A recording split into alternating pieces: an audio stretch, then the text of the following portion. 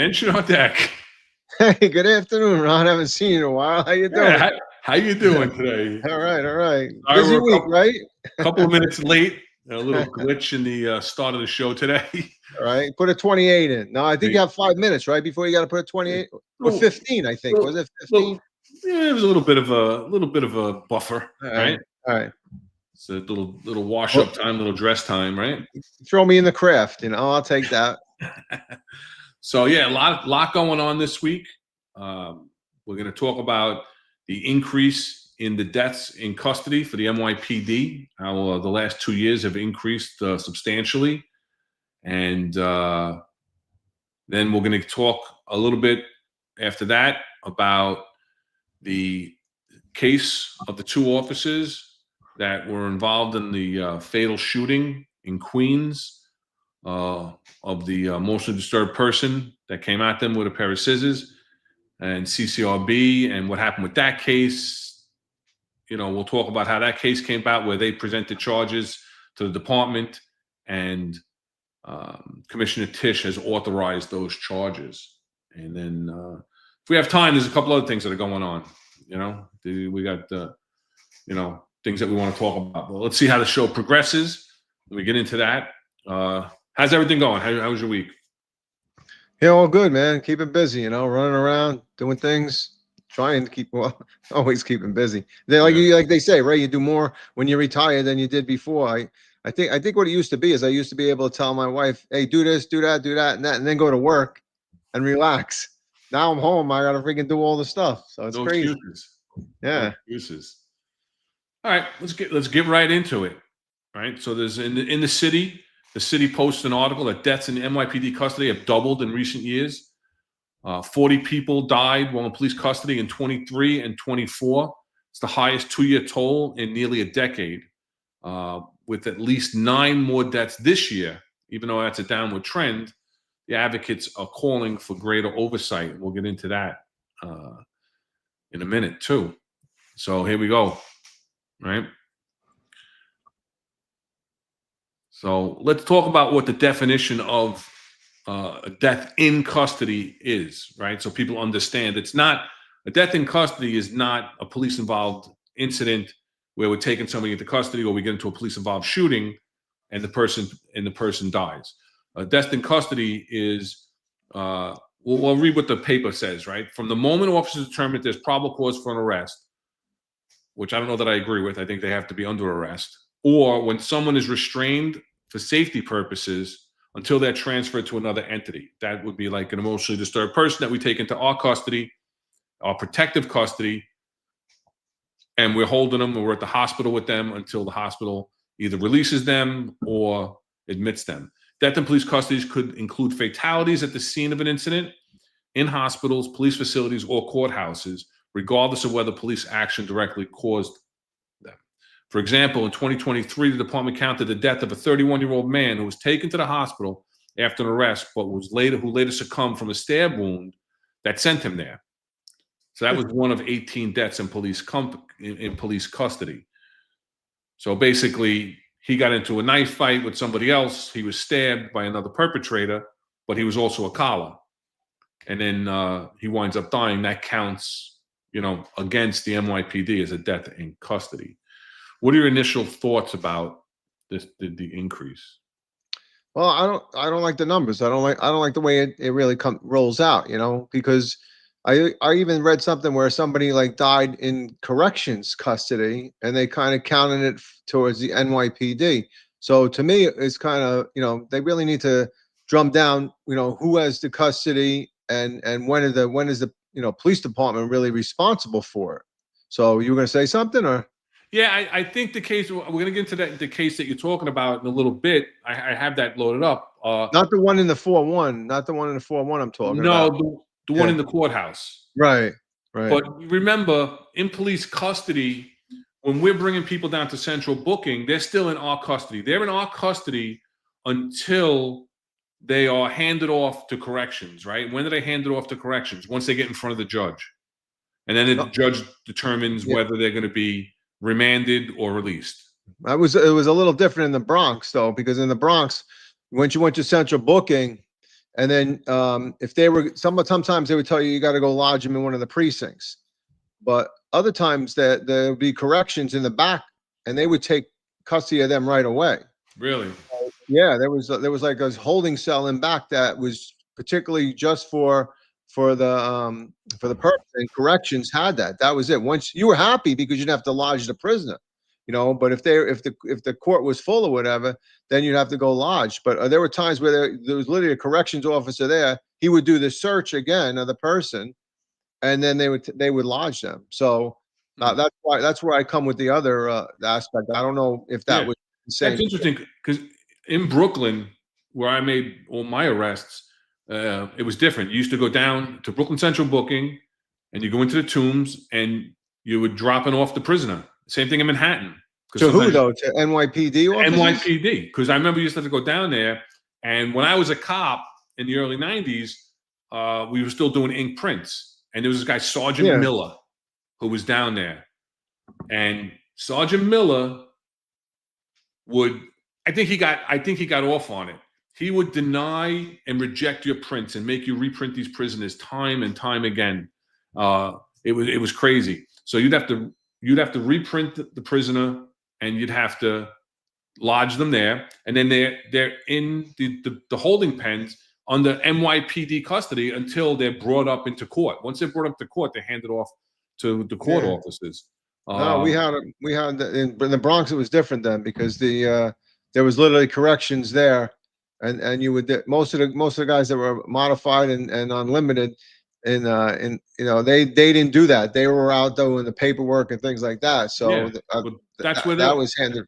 That's where they all were. They were when they were assigned to the Brooklyn court section.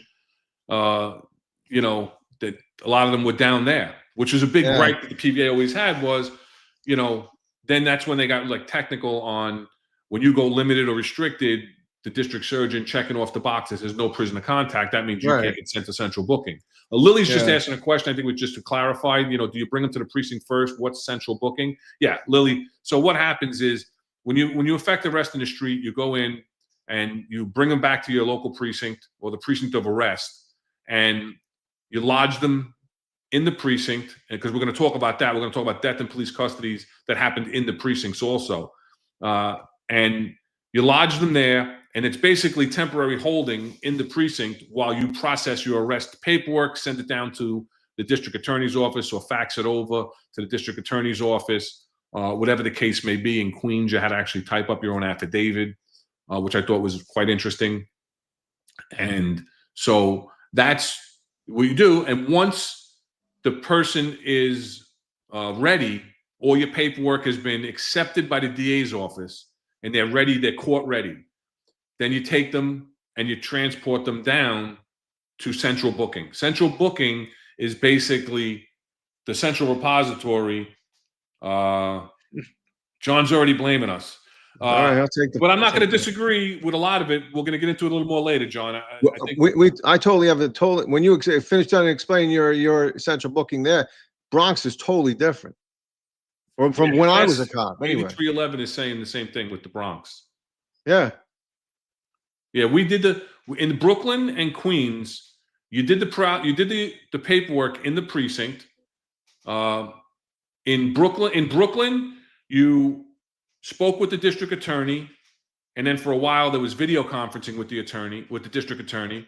They drew up the affidavit. Once the affidavit was drawn up, then you were court ready, and that's when you transport the prisoner down to central book. Yeah. Oh, no. But you pretty much, once everything's done, once the fingerprints are done and everything else, the prisoner can be ready to go. Once the prints come back as cleared off the live scan machine, which is the electronic, for those who don't know, is the electronic fingerprint machine. We went away from the inks in the 90s and went to electronic fingerprinting on the live scan. Then the prisoner goes down to central booking and is held by the NYPD until they're court ready and they go upstairs in front of the court. And then the officer stays behind and the officer finishes up their paperwork. In Brooklyn, you either talk on the phone or you video conferenced with the district attorney. The district attorney draws up the affidavit. They send it to you. You approve the affidavit saying that it's, everything that happened, or make any changes if there was any inconsistencies in the story. And then you sign off on the affidavit. You're pretty much done with your arrest. And in Queens, the officers actually type up their own affidavits and then send it, and then send it to the district attorney for approval. So that's one thing that's very strange with the whole court process. Every precinct is different, and I know John worked on Staten Island. I never worked on Staten Island, but when I worked EMS before, I know they have their own central booking and everything in the 120 precinct, and then they transport the prisoners all together. So in the Bronx, it was totally different. Yeah. Bronx, you made the arrest. Once you finished the online booking sheet and did the prints, the desk officer signed off on it, and you took your prisoner down to Bronx Central Booking. You brought him in. The desk officer there checked over your paperwork, which used to annoy the heck out of me, because if any mistakes, he would circle, and I'm like, I already got this signed by a supervisor in my command. Like, you're going over, now you're circling things. And then because it was always like, did he get his phone call? Did he get the 3 phone calls that he's allowed? And you didn't put no, you didn't put yes. So all right, well, I fill that out. And then the prisoner, he would tell you what precinct you're going to go to. He would look at the prints and tell you whether or not they're good or not. And then you could either, if it was good, you could lodge right in central booking, and that's where corrections would take them. Or they would tell you, you got to lodge your prisoner like I was in a 4-1. 4-1 was only female prisoners. So it was crazy, because you go down to central booking, and then they would say, if I had a female prisoner, they'd be like, okay, you got to go lodge back in the 4-1. I was like, yo, somebody couldn't have told me that before I drove all the way down here with the prisoner. I worked in the 4-1. So, and that's how that went. I mean, it's totally different, but I mean, and just for Lily's clarification, central booking is really just a courthouse, right? It's Bronx courthouse, Queens courthouse, Manhattan, right? So it's just basically what we call central booking is what we call a courthouse, If it's still the same, because that was so many years ago, I believe the 120 was the lodging facility for Staten Island. There wasn't one in the courthouse, unless when they built the new courthouses, if they put them in there. I'm not sure. If anybody on the chat can confirm that, or maybe John can jump in with that. And I want to go back real quick, because we spoke about one of my first instances. I wasn't on the scene, like I was a cop in the 4-1, and the officers on the midnight, great guys, they went after a perp, and he went, I guess he was high on cocaine or whatever, I don't know, cocaine induced psychosis or whatever, and he started running around. They were going to make the arrest, running around. He actually ran into a glass door, passed out, and died right there. And they considered that in police custody. And it was never, only because they had the probable cause to arrest, like you said, which I don't think that's right either. He was never in police custody, so those poor guys, they were scared, because they thought they all got like modified for a little while until it was investigated. So yeah. Eric S., keep it in your pants. We're going to get into what we feel the deficiencies are. We are concerned about officer safety, and we're also concerned about in custody deaths. It's not about exposing cops to liability. We're gonna try and delve into, from our perspective, what the reasonings are, why there might be increases, and where there are deficiencies that may lead officers to have liabilities that they're causing for themselves, though.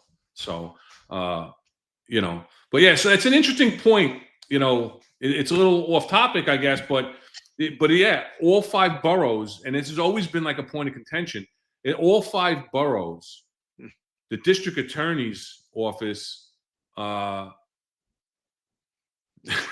the district attorney's offices all handle the arrest processing and the arrest drawing up the arrests completely differently. So I know. It's an interesting dynamic, and it gets confusing for cops when they get transferred, or if they're working at a borough. Now you make a collar outside your borough, and you don't even know how to make the collar, because it ain't the same. My partner made a collar at the West Indian Day Parade.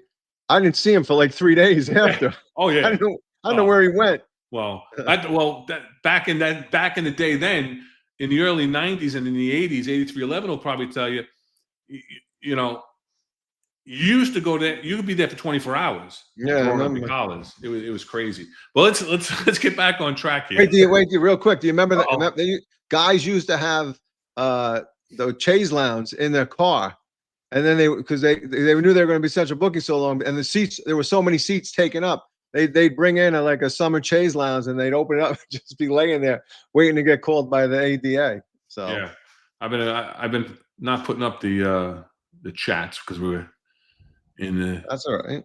yeah. But But yeah, we're yeah, gonna get into the hospitalization and requesting and everything else, and then John jumping in there and he's just blaming the executives right off the bat for everything. It's all our fault. Uh, and then, like I said, 8311. He was talking about you know with Bronx, drop them off to go upstairs. You draw everything up. Then Joe Ramirez is talking about it's an issue for an executive when they're not processing it up. They had to collaborate. You know that they should collaborate, but you know that's something that the city administration and the upper echelon of the NYPD should really work out.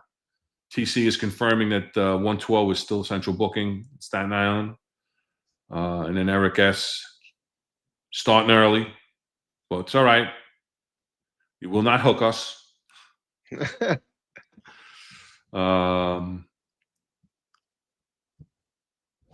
Once you make the call, someone is your responsibility. Officer safety and prisoner safety are the highest of importance. Absolutely 100% TC. Yeah. So that's absolutely the truth. It's so true, right? And that's what we, like you said earlier, right? The three P's that'll get you in trouble. So it's right. And prisoners were always important thing. Property is the other thing, and I'm not going to say what the third was, like you said earlier. You know, we all know. I think you said that last night, right? On 10 Fourth Avenue. Yeah, 10 Fourth Avenue. Yeah. And Caesar Pazmino saying the 114 is again, this is another true statement. Is a problem for Queens, right? It covers Roosevelt Island, but any arrest on Roosevelt Island had to go to Manhattan. So the 114 officers had to be proficient in both Queens County and New York County. You know that Roosevelt Island votes in Manhattan. That's what I'm saying. And it's the same thing with the arrest jurisdiction goes to Manhattan, but yet it's covered by Queens because the access to the island is landlocked. It's not landlocked, but you have the bridge to Queens only. You have no access from Manhattan other than the tram. So, yeah. All right, we got a little off. And Eric wants you to teach me how to handle trolls. But I think we're doing all right because he's not going to hook me. He's not going to hook me. I'm just saying, listen, give us time to get into it, you know? Give us time to get into it, and we're gonna talk about these things. So let's talk about this, right? So at least 9 people have died in New York custody this year, according to a spokesman. This is back to the city article. There's a 40% decrease from last year, but still the tally includes 3 individuals who passed away in courthouse cells. And this comes to where we're talking about, and where I think you're talking about, and the correlation comes, right? Which typically hold people arrested on low-level charges, right? Because they're waiting to get in front of the judge. One of those cases was 46-year-old Crystal Nieves, who collapsed repeatedly inside a Brooklyn courthouse holding cell last month after being arrested for allegedly shoplifting food. So he must not have had ID or something, because you don't usually go to jail for that. You usually get released on a desk appearance ticket. And then advocates are pointing to numerous cases where detainees with clear medical needs were left without proper care in the NYPD custody. Among those is the 43-year-old case of Soso Ramishvili, who in January died inside a Manhattan precinct holding cell after being arrested. It's in the precinct now on a misdemeanor shoplifting charge. According to the public defender's accounts, Ramshah, who I'm not going to say the name, who had recently immigrated from the country of Georgia, complained of chest pains and shortness of breath before collapsing in custody. Witnesses told Legal Aid that he repeatedly asked for medical help, but was instead left unattended for hours. By the time the officers entered the cell, he was unresponsive. So this is like... All right, just with that though, I'm very curious as to why he was left in a holding cell for hours, because usually, even as a desk officer, I would go in and check the holding cells, and usually the arresting officer is in the holding cell, right? Unless they're talking about the cells in the precinct, the lodging cells. So I'm not really sure what they're talking about there. But if it's the holding cell, like if where arrest processing is, We're gonna get the next case we're gonna get into. uh-huh. We'll talk about this because I agree with you. And the problem is supervision here. And now the precincts are all set up now where they have monitors at the desk. And listen, the desk officer is the craziest position. You're overwhelmed with a million different things and a million responsibilities. You're responsible, for those who don't know, when you're the desk officer, you're either sergeant or lieutenant, you're responsible for all the operations that are going on in the station house. I would think it would be easier to say what you're not responsible for. Yeah, 100%. And as soon as you walk through that door, you're responsible for everything and everybody that's in the building, right? You're supposed to walk around and you're supposed to check the entire building for security, check all the lockers for locks to make sure that they're all locked properly, make sure that there's no males in the female locker room. Yeah. You're supposed to check on the prisoners every 30 minutes, right? So listen, I remember in the 2-3, the desk officer got charges because the squad brought somebody in upstairs just as part of an investigation, and they arrested him upstairs, put him in their cell upstairs in the squad. Desk officer never knew. The guy escapes. The desk officer says he wasn't even a prisoner when he walked in, and he took charges for it. So, yeah, like you said. So you're responsible for everything that's going on. I'm not sure who's getting it, but we got our first spot on for the night from Eric. That's it. But you're responsible, right?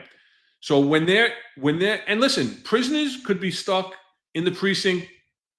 There's the different ones. There's the holding cells and the detention cells, right? The holding cells are just the small cells. There's usually 2 cells in the precinct, in the arrest processing area, so that the cops are usually in very close proximity to where the prisoners are so they can keep an eye on them, right? There's also now cameras in every precinct that keep the camera trained on the prisoners so that the desk officer or the assistant desk officer or whoever's behind the desk can keep and monitor the prisoners as well to make sure that they're not acting out, they're not getting violent, they're not injuring themselves, whatever the case may be. And for officer safety, so when the officers are in there, that they can monitor the interactions and make sure that the officers aren't getting assaulted. And every 30 minutes, they're supposed to be inspected, right? And then the detention cells have to be activated by the court section. Those are like you said, when they overflow, when downtown court is filled, when the cells downtown are filled, they activate cells in certain precincts because they have to be inspected by the New York State Commission on Corrections and be approved that they're sanitary, that they're in working condition, that they're safe for the prisoners. Right, exactly. Oh, you're killing me, man. You had to see in the old 4-1, the cells. My God. Wherever I worked, you know what the cells were? The storage for the property. Oh, yeah, it was always one cell that had all the crap. The property never went downtown. It all got piled up inside the cells, into the detention cells. But it's your responsibility, right? And like you said, whenever we have the duty, and the duty for us executives, for a captain or an inspector or a chief, is when you go around and you visit the various commands and you make sure they're doing what they're supposed to be doing, right? So what are the responsibilities when you go in as a duty captain or a duty inspector? Duty chief really doesn't go around to the precincts unless they want to go visit somebody or something happens and they have to go because of a large-scale incident, because you're covering – the duty chief covers an entire city, whereas the captain and the inspector – the captain will do a patrol borough and the inspector may cover – 1 to 3 patrol boroughs as the oversight. Right, and the outside counties also, right? Because if you're doing Queens, right, you get Nassau, Staten Island. I mean, not Nassau, Suffolk. And when you're in the Bronx, they usually have 2 duty captains. One that's going to cover upstate. And in Queens, we've alternated. On the odd days, it was Queens North. On the even days, it was Queens South, where whoever had the duty would cover any off-duty instances in Long Island. Yeah. So, but one of your duties when you walk into the precinct is that you have to check the prisoners. And you have to make sure that the prisoner log, that all the prisoners that are in the station house are logged into the prisoner log and that there are entries by the supervisor to their condition every 30 minutes. Now, that's the law, right? And that's overseen by, again, the New York State Commissioner of Corrections. So when you go into the station house, that's one of the things you got to check. And if it's not up to date, that means that the desk officer is not checking on the prisoner. And listen, I was a desk officer, right? And sometimes you're so busy, you take your trusted, usually it's your driver who stays with you, right? And he's your assistant desk officer. And you go, hey, Billy, do me a favor, just go check out the prisoners for me. So I'm delegating it to an officer that I trust. Or a patrol supervisor comes in and like, oh, do me a favor before you go up to meal, could just check on the prisoners for me. I haven't had a chance. And then you sign the log every 30 minutes. Yeah, sign it up. Yep. Especially when you have the duty on the midnight, you get there at 6 a.m. and you see that there's no. Oh, then you got a problem. Oh, he's in there sleeping. Well, we're going to get into a case where they thought he was sleeping and he was actually not. So you have a problem. So that was something that I was always a stickler with. And I personally always went in and personally took a look at the prisoners. You don't want to engage them in conversations, and because you're just asking for, You just wait. Hold on. You checked the log, and then you walked and checked each of the prisoner. I went in and actually physically looked at the prisoners to make sure. You're a braver man than might be. Oh, Inspector, come here. Right. Well, I didn't want to engage them in any conversation. I just wanted to make sure that they were all up, they were all breathing, they weren't bleeding, needing medical attention. You got a light, Inspector? You got a light? Yeah. Right? And make sure that I don't see anything overtly wrong. So I always did that. And I'll tell you where it came in. They actually changed the patrol guide because of a duty that I had one time. And I was in the 114 precinct. I had the duty. I went in, I scratched the log. Narco was in. So the cells were full because they went out, they did their buy and bust. The cells were full. I went in, because as a duty captain or the duty inspector, you signed the log that you inspected the log and the prisoners, right? So I went in, I just go in, hey, how's everybody doing? I look around, everybody's fine, no issues, no problems. I literally leave the precinct.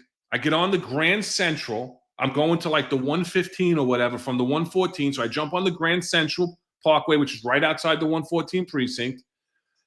I get a call, go back to the 114 precinct. You have a prisoner that's unresponsive. I'm like, wait a minute. I was just there. I just put eyeballs on these prisoners. So I go back and we start the investigation. This was before Force Investigation Division, right? So now it's going to be a long day because now we got to geo everybody, and we have to interview all the other prisoners in the cell. Did you geo yourself? Well, I had to ask IAB. No, I had to ask the IAB duty chief if I should conduct the investigation because you were there. Yeah. Right. I'm technically a witness because I was there literally 15 minutes before they were calling for a bus over the radio, right? So I go back and I'm conducting the investigation, and we find out, what winds up happening is that narcotics arrests this guy for tampering with evidence because as they went to approach him, he swallowed the drugs. Yeah. Now, for old time cops, because it's different now, but for old time cops, and I was in narcotics as a cop, if they did that, after you tried to stop them from swallowing, which you would never do nowadays, we'll just leave it at that. If they swallowed it, you just charged them with tampering with evidence, and you tried to explain to the district attorney that you can articulate what they swallowed was drugs. But they really would never hardly ever draw it up because you're not testing the drugs because they're in their system. So what happens is he swallows the heroin bag opens up in his stomach, and he overdoses and he drops, right? But I actually saved the cop because because they wanted to go after the cop for not sending the prisoner to the hospital. I said, time out. There was nothing in the patrol guide at the time that said if they ingested narcotics that you had to send them to the hospital. You're just monitoring them. They were monitored. The entries were up to date. And I said, and the duty captain, myself, personally went in and observed this prisoner and all the other prisoners to be fine. 15 minutes later, the bag opens up and the guy drops dead. So they couldn't charge this narco officer with anything because there was no violations of department guidelines at the time. The patrol guide has since been changed that if you observe them to ingest any type of narcotics, they must go to the hospital and be medically cleared. So this is what it's so important to monitor your prisoners. You know, Michael M's breaking your chops. He goes, "Oh, it's narcotics' fault." That old lame excuse. No, it was just one of their prisoners. And the strange thing is, it's one of their prisoners. But another thing that cops will understand, and some cops may not even understand this and know this, it's even though it's a narcotics involved incident, the patrol duty captain has to conduct the investigation with internal affairs, even though Organized Crime Control Bureau, now the Detective Bureau, had their own investigations unit. They would come out and just help you out, but technically patrol is the one that conducts the investigation. So technically I was conducting the investigation with the duty inspector. The duty chief was, being kept apprised. He stopped by, but he was being kept apprised and everything else. So, but that's the importance of monitoring your prisoners. And that's where you have a problem a lot of times, where they don't monitor the prisoners and they don't keep an eye on the prisoners. And the supervisor is not inspecting the prisoners or having the prisoners inspected by a competent authority to ensure that they're okay. Well, I'll tell you, I always hated as a cop, at every supervisor that I brought my prisoner in front of, they asked, are you hurt? Do you need medical attention? Is there anything you need? I would hate that. And then we did what every cop did back then. We gave them, a candy bar. I mean, TC had mentioned, I think a candy bar is a little more expensive. I would give potato chips and a soda. And hey, when you go down to central booking, if you really aren't sick, don't say that you're sick, because it's gonna hold you back and everything else. And then when I became a supervisor, I realized why they did that, right? So they did that to make sure that it covers you because it's your prisoner, and also covers the desk officer himself, right? So I used to even do it when I was in the 4O as a lieutenant. The narcotics guys hated me because I would make them stand in line with every prisoner. Usually narcotics would bring all the prisoners back to the holding cell, and then the sergeant would come out, or the lieutenant, and do the log entries. So I said, no, I got it. Everybody come here. And it's because it was my responsibility, like you had mentioned earlier. So, I mean, you don't want to be a dick about it, but you had to make sure that you had to ask those questions. So I totally understand it now as I became a boss. But truthfully, as a cop, I hated it. I said, this is ridiculous, because all of a sudden the guy's tired, or he's hungry, or the perp turns his decision on against you and says, you know what, I do want to go to the hospital. And you're like, F, man, what the heck? Now I got to go. Now you got to take him to the hospital. So, and you're still responsible. Remember that responsibility of that prisoner doesn't stop, right? You take him to the hospital. And that's a whole nother procedure, right? When we talk about at the hospital, the doctor's taking the cuffs off and everything else. So it becomes a whole nother rigmarole. But yeah, I agree with you 100%, so, but I'm glad you didn't get yourself in trouble doing that. Yeah, no, listen, sometimes they want to talk, they want to make a complaint, they want to do this, they want to do that, then you handle it, Hey, Sarge, they want to talk to you. Yeah, You see what TC said? Hey, CO, when am I going to go to the courts? Yeah. Well, it's tough to follow because Eric hooked Eric, and they're going back and forth. That's all right. Don't make me give you the timeout, Eric, them. All right? You're part of the family. And Michael M is saying that, he always would offer to make the entries when they come in. And again, that's up to the individual. And what he's talking about there, what Michael's talking about, for those who aren't sure, when a prisoner comes in, there's a stamp that goes in the book, and you got to fill out all the entries in the stamp and everything else. So, if another supervisor comes in with their team and they have a collar, a lot of times they'll come and they'll make the entry. But like Rob said, listen, this is my shop. I'm responsible. let me do it this way. I can take an eyeball on every single person and make Yeah. sure. Yeah, I mean, narcotics came in all the time in the 4-0, and I appreciate everything that they did, and they were very responsive, just like just like Michael M says, they did ask, hey, you want me to do the entries? Want me to do this? I said, no, just stay here with me while we're going through the prisons. That's all. You know them better than I do already. So, but yeah, Yeah. So again, this is where we're gonna get into a case next from 2023, and it's just that it's the issue where the prisoner had medical issues, and again, this is where the problem comes about, where it's sometimes laziness. Sometimes people are rolling the dice because they think that the prison is full of baloney. The prisoners know how to play the game. People that have been locked up for many, many times know how to play the game. If I go to the hospital, I don't have to go to court. right. And there's a good chance you can escape from a hospital, right? So a lot of times guys escape from hospitals. Right. If that is their intention, that's quite possible that they could want to escape. So you have all these things that play into mind. So yeah, you don't want to send your prisoner to the hospital, but once they say the magic words, you don't have a choice, because God forbid something happens, you're now on the hook. They ring the bell. That's it, right? Yeah, you ring the bell, and it stinks, because now I got to take a cop off patrol to send to the hospital, and they have to sit on the prisoner, and now I have less resources on patrol and more, increased liability and issues for problems while they're at the hospital. Because like you said, now, we're not in a controlled environment as much when we're at the hospital. You know what another crazy thing was? If your precinct covered a hospital where they took prisoners, Oh, you had your personnel had to relieve that guy from the other precinct, and now that really diminished your resources. Allegedly, they gave you more cops in your precinct to cover the yeah. hospital, but that was BS. And then the next thing you know, your resources are totally shot. And I remember times I would have to call the borough and say, "Listen, I don't have enough cops here. Either fly cops in here, or put cops on the hospitalized prison, because I don't have enough to even put out the minimum manning at this point." Yeah.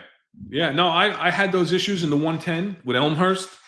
So we had prisoners, but after 3 prisoners, they couldn't, we would watch up to 3 prisoners. And Elmhurst, don't forget, is citywide where any female prisoner goes. Yeah. Yeah. So yeah, it becomes problematic,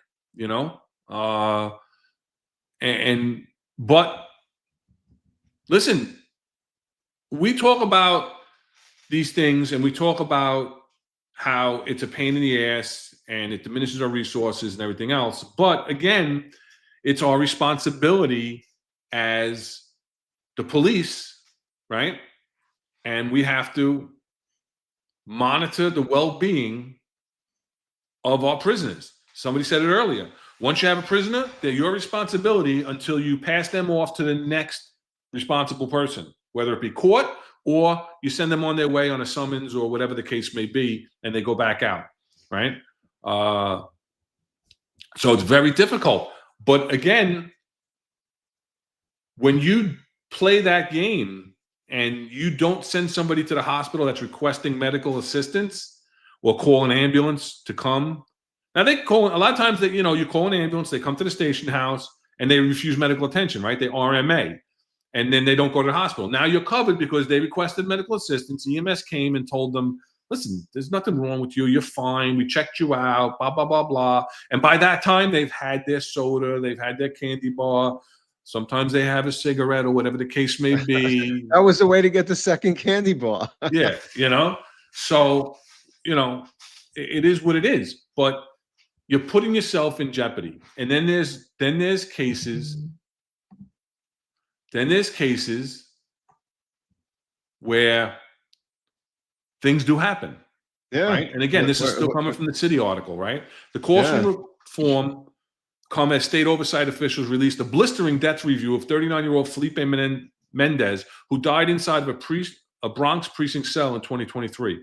On the night of February 16th, 2023, Mendez, who had diabetes, epilepsy, and a leg amputation, was arrested in the Bronx on robbery charges after allegedly brandishing a knife and robbing a victim and a taser. I don't know what that means, but officers transported him in his wheelchair. So right here, you got a guy who's robbing somebody in a knife in a wheelchair. I would have liked to seen that pursuit. Right. Right. So he goes back to the 4-7 precinct where he's placed alone in a holding cell. Now, a guy like that, you're going to have to put alone because, if he's going to be in a wheelchair. Yeah, he needs his room. He needs his room. Right. So it turns out that, let me see if I have this. Yeah, I forgot to put the other piece in. So he winds up dying in the cell. Right. And all deaths in police custody, just so people know, all deaths in police custody are, besides being investigated by the Office of the Force Investigation for the NYPD does an internal investigation in conjunction with the Internal Affairs Bureau, and then the Attorney General will look at it criminally in conjunction with the local district attorney. And then there's the New York State Commission of Corrections, which does a investigation also. So in this case, the New York State Commission of Corrections comes up with their findings that he was a 39-year-old male who died February 17th due to acute bronchial pneumonia, complicating diabetes. He was detained while awaiting transport by the NYPD in the 4-7. He was discovered unconscious inside the holding cell and was transported via ambulance to Montefiore, where he was pronounced dead. The medical review board has found there was failure by NYPD officers and supervisors to complete and document watch tours, which is those 30-minute entries, of the holding cell area in accordance with minimum standards. Right? So this is what they find. On 2/17, he was documented as being observed at 30-minute intervals from midnight to 3:30 a.m. Then from 3:30 to 6, there's no entries. 6:30 to 8, all right? And then from 6:30 to 8 a.m., again, no entries, right? But from 8 a.m. through 11:30, there's entries. There's no document of any observations from 4 a.m. to 6 a.m., as well as 7 a.m. and to 8 a.m. The commissioner staff reviewed the recorded video. There you go. They have video. From 5:10 to 7:10 and observed an officer completing the cell check at 6:37. The commission staff reviewed the recorded video from 11 to 12:30 and observed an officer conducting the cell check at 11:23. The medical review board finds the NYPD staff assigned to perform cell checks failed to perform, verify, and document Mendez's condition in accordance with requirements of the thing, which states that they must, at a minimum, the condition of the prisoner shall be checked by actual visits to the cells and detention rooms at intervals not to exceed 30 minutes. A suitable record of supervisory visits shall be maintained in ink in a legible manner. That's the log. Yeah. No, I remember guys used to, if you didn't want to go on patrol, that was probably a good night. You could be a cell attendant, right? So you'd sit in the desk. As soon as you walked in the cell area, there's usually a desk, and then you had a row of cells. And yeah, every 30 minutes, a guy would get up, and you walk down, and you make sure everybody's breathing, right? If the guy's sleeping or whatever, make sure he's breathing, or you would address any of their concerns. Now the camera shines on where the police officer walks, right? It's not where it can't be shined into each cell because there's bathrooms in that cell. So there's a privacy issue, right? You can't have a camera pointing into each one of those cells because there's a toilet right there, and the guy could complain that, hey, you're videotaping me while I'm going to the bathroom. So it only goes on the police officer. But that the obligation of the police officer is to get up and every 30 minutes and go to each cell. Is it a pain in the neck? Yeah, because that's when you're going to get, oh, when are we, like TC said earlier, CO, when we going to court? When we getting picked up? CO, when are we going to eat? When are we getting breakfast? CO, you got a match? I want to have a cigarette. You go down all these rows, so I mean, after a while it becomes a little mundane, but I mean, that was the responsibility of doing it, so, but yeah, it wasn't, so what you just described to me is probably what, HFL says. It's that guy's out, man. Whoever that cell attendant was that night was a little nodded off. And so who's to blame for that? Yeah, the officer, that the cell attendant. But we could talk about the supervisor too, the desk officer, right? Like you alluded to earlier, 100%. he's responsible for what happens in his house, so yeah, no. Well, it gets worse. It gets worse. So per the review of the recorded video, at 11:51, officer and sergeant entered this holding cell, touched Mendez's chest, and then exited the cell. At 11:53, they requested EMS, and the sergeant returned to the cell with an AED, right, the automated external defibrillator, and began CPR on Mendez. The PO applied the AED, and sergeant continued CPR. 5 minutes later, at 11:56, the sergeant discontinued any resuscitation efforts until EMS arrived. Why? How? Yeah. Once you start, you can't stop. If they never started, there could be a question as to why didn't they render aid when we're all taught CPR, right? And so you could question why they didn't render the aid. But once you grab the AED, you start CPR, you obviously know what you're supposed to do, right? You can't stop CPR until another competent medical authority takes over CPR. Right. So until EMS gets there. So these guys are in, I'm sure, a world of shit with the job and legal liability. And, and again, they're derelict in their duties. Like you said, they're not doing what they're supposed to be doing. They're not following procedure. And the procedures are in there to protect both the officer and the prisoner.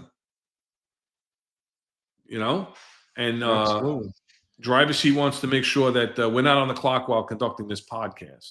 I don't think he's talking to us though. Hopefully he knows we're retired. Maybe does he see his Shell and Juju on our podcast tonight? Yeah. So and then Chronicles of the Collapse is saying he may have already been in rigor mortis, stiff, not shockable, AED don't work. Correct. But once you start CPR, you cannot stop until a higher medical authority comes and takes over. I get that he may have been gone, that there was no saving him. And again, that comes from most probably, did he have a massive heart attack and die and there wasn't anything they could do again? I don't know. That's going to have to be litigated later and after postmortem, But this is just, we're seeing these increases, and some of these increases are due to factors that are beyond the NYPD's control, such as that incident with an injury that was sustained prior to custody of the police department. Yeah, that's crazy. I don't understand that one. Which one? The one that you said the guy was from a previous injury and he stabbing him right in the knife, and he's in the hospital and he dies. That's a death in custody. Well, because he was a collar. Yeah, but still, he was a victim, but he was still a collar. Unfortunately, the presumption is when you hear death in custody, it sounds like, oh, the cops didn't do what they were supposed to do and the person died, right? So, and that's how we understand it. But then and that's probably the way the public understands it. But when you look at it, you say, oh, that guy was in a hospital when he died. So what does that have to, that's where the stats get skewed and they're misleading. Right. But to the city's credit, the city, meaning the newspaper, the city that put out this article, they clarified that in the beginning of the article, in their description of what's considered a death in custody. So, hey, listen, some of them, there's liability on the NYPD, and some of them, there's absolutely nothing you can do about. But the fact that there's such an alarming increase in the last 2 years, you got to look at it and say, why? Why? Are the people that we're arresting, they have more medical issues and medical conditions than people in the past? They could. I mean, Quite possibly, fentanyl, right? Other things that are right? out These cute teams external. are going out, and the CRT and everybody else going out there, and easy pickings on the collars, and these people, that you probably wouldn't have collared, I probably wouldn't have collared unless it was a mandatory arrest. Right. I don't think I'm locking somebody up with all those medical conditions on a shoplifting. But it's stuck, and it's tough, and so there's different reasons as to why they're doing it, and that's what you're breaking it down, and we're breaking it out for the viewing public, that it's not all all responsibility placed on the NYPD. There are instances. When somebody does, remember they were doing that K2, that synthetic marijuana, and they went into that. I forget what the medical term was, where they would the body would overheat, and they would literally rip off their clothes, and they would be running the streets. Because in ESU, with the EMT guys that worked down in Floyd Bennett Field, and the paramedics that we had, they had to come up with a whole new plan on how to deal with this. Because if you put somebody in our wrap, right, that we used to put people in the blanket and tie it up, and if they're an EDP, if you put that in, the heat from their body would still put them into So they're new procedures, but the excited delirium, right? Thank you, Eric. Appreciate that. And that's what it was. We had to really redo the whole procedure, that we would have to hold down one arm, like 4 guys would have to hold down a person, one on each limb, and then paramedics would come, and they would give them a shot to relax them so that they could be transported to the hospital for medical care. So, like you just alluded to, this could be other things. This could be other factors that are people are ingesting drugs, and they're arresting people that, like you said, we normally might not have arrested, right? Taking people out of the subways and for no reason, right? Just, we're going to arrest this person, and initiating all those things could lead to additional deaths. So you're right, that needs to be looked in also, because that's a factor. It's a serious factor of the medical condition of the person that you bring in even before, and that counts for a death in custody, right? Right, so, because like Chronicle of the Collapse is saying, a person with diabetic and amputation. That doesn't happen overnight. That guy was seriously ill, in seriously ill health. That's true. And the problem is, when you start bringing these people in that either have physical or mental conditions, the court's not going to take them until they're ready to go in front of the judge. So that's why they stay back at the precinct for all this time, because people might be saying, well, why wasn't he just brought to court? Well, he was arrested at night, so he was held throughout the night. Now it's like noon, so they're waiting for court to be ready. So all his paperwork has to be done. All his paperwork has to be drawn up. He has to be put on the docket. And once he's court ready, that's when they'll call up. The central booking will call up the precinct and say, hey, it's okay, bring him down now. And the officers will bring him directly to court and bypass intake, because intake's not going to clear him. Because when you go down to central booking, there's also EMS there that are there to medically clear people.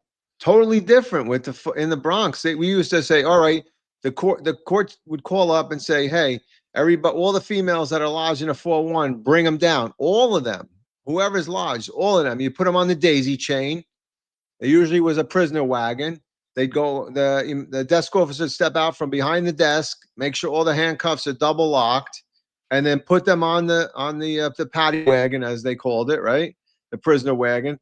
And then they would drive down to central booking with them all. So, and then again, they would, then they get put into corrections down there.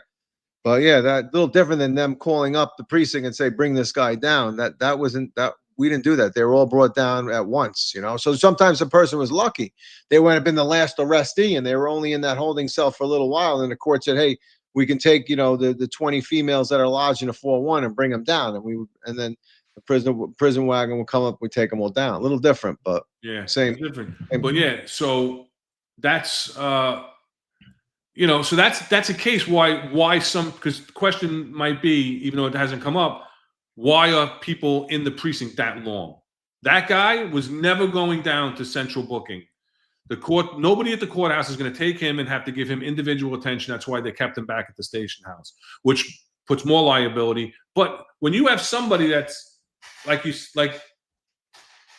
you know, was said, that's in such poor health, they either got to go to the hospital or you really got to be on top of them and monitor them, especially if somebody's diabetic. Who knows if that guy, did he eat properly during the 12 hours that he was there, right? Because they talked about start checking on him at midnight, and the next thing you know, at 12:30, they're doing CPR, you know? Yeah.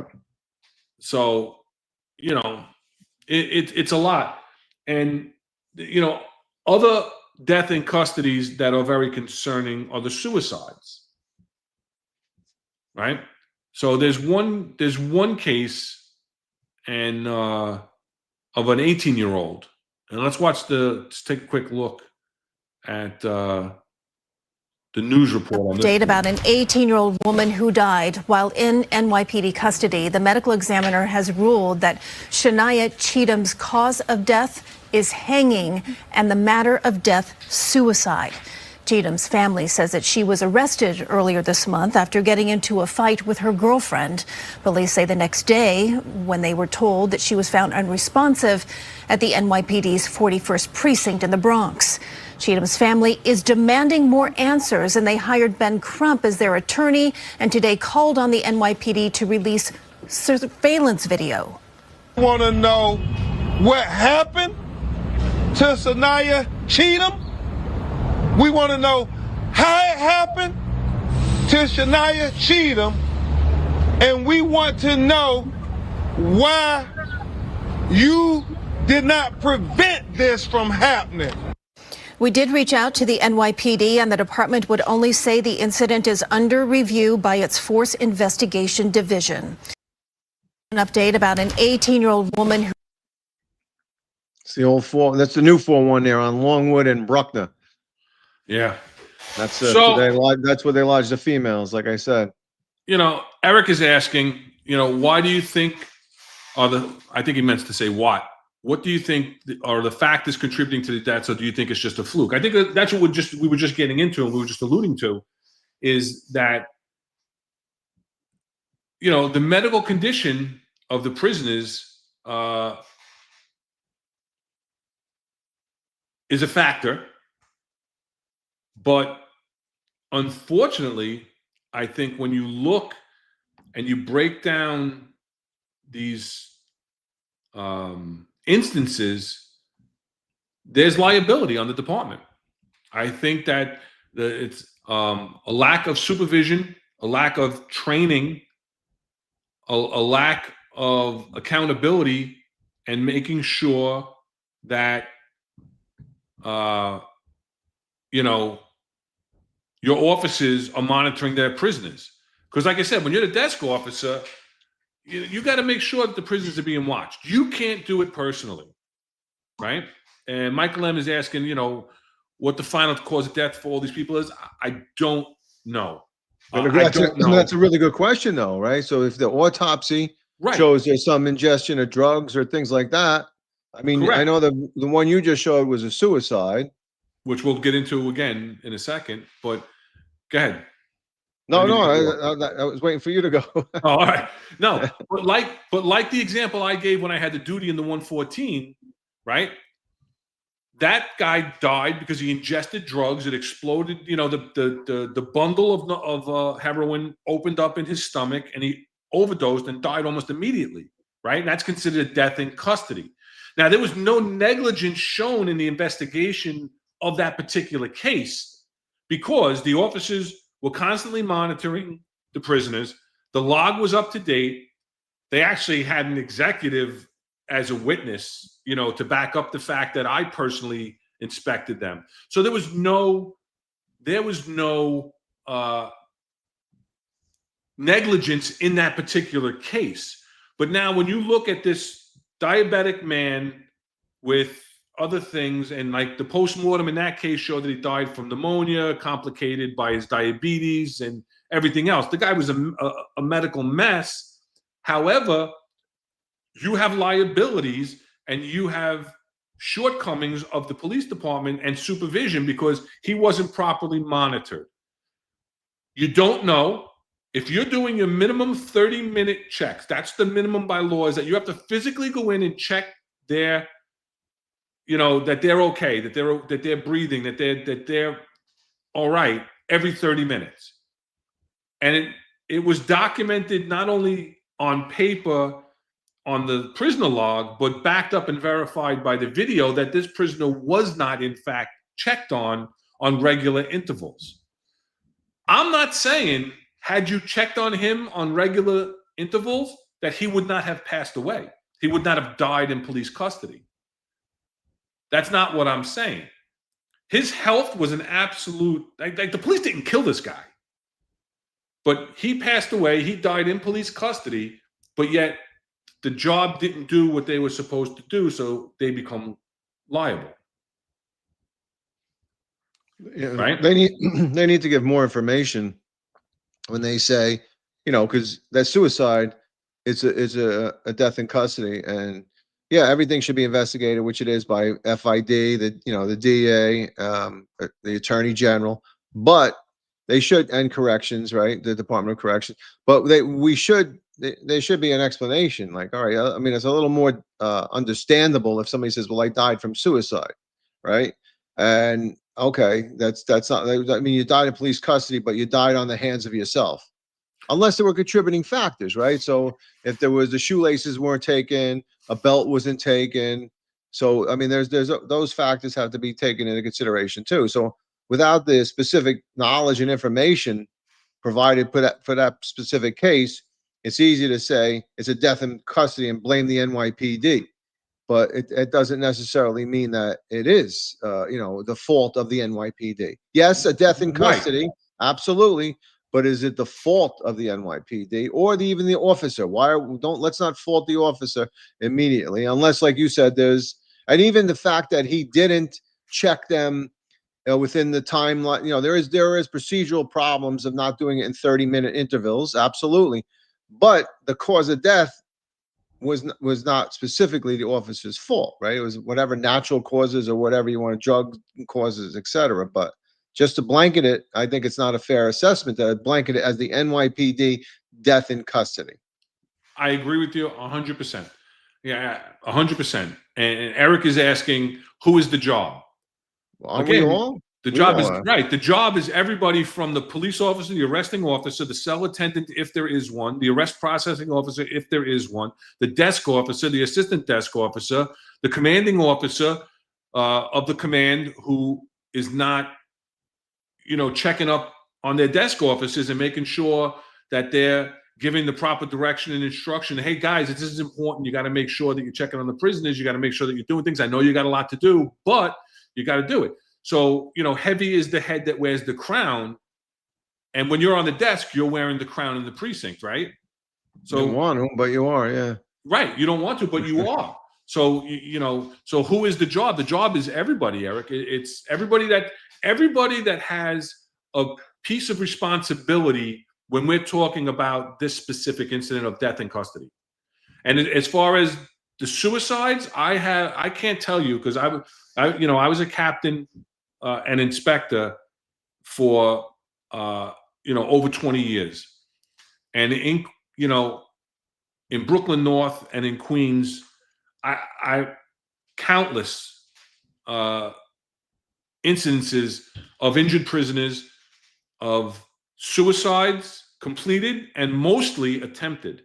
Because what this statistic doesn't show is the great work of the police, whether it's a heads-up desk officer, a heads-up arrest processing officer, a heads-up cop who's processing a call that may not even be his, and this other prisoner that that tries to hang themselves with their T-shirt isn't even their prisoner, but they intervene and they save this prisoner's life, because this prisoner attempts suicide by trying to hang themselves, which is the way that they do it in the cells. They tie their shirt to the top of the rail.